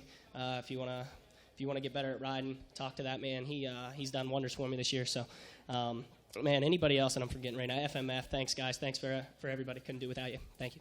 All right, folks, it's been a long weekend of racing, but these fans right here and all you guys out here still got a little bit of energy left. So let's use that last little bit of energy to give it up one more time for these three guys right here. Third place overall, Chris Venditti. Second place overall, Loic Leonard. And overall amateur, Alex Teagarden. And with that, Rodney, we're back to you. All righty, thanks a lot there, Johnny. And wow, what a much and well-deserved break that this whole GNCC nation is about to take over the next couple months plus. And not only that, it couldn't come at a better time. A lot of riders needing this break to recoup, lick some wounds, and get themselves set up for the home stretch as far as the championship is concerned. We'll be back at it September 9th or September 10th and 11th. Be sure and tune in to GNCC Live for that. In the meantime, don't forget August 2nd, we'll be back at Loretta Lynn's as we'll begin a week-long broadcast there for the Amateur National Championship Finals. On behalf of everyone here at RacerTV and Snowshoe, just want to say thanks for tuning in. Great job again by our great staff here, Technical Director Dan Reinhardt and Engineer Jacob Beck, along with our camera operators Mitch Rosenberry, Jamie Snyder, Jordan McFadden, Josh Zaleski, and Peyton Harden. And, of course, my co-host, Mr. Megawatt Matt Watson, Johnny Gallagher, and, of course, Chris Bach for stepping in today. I'm Rodney Tomlin. Have a great day, everybody.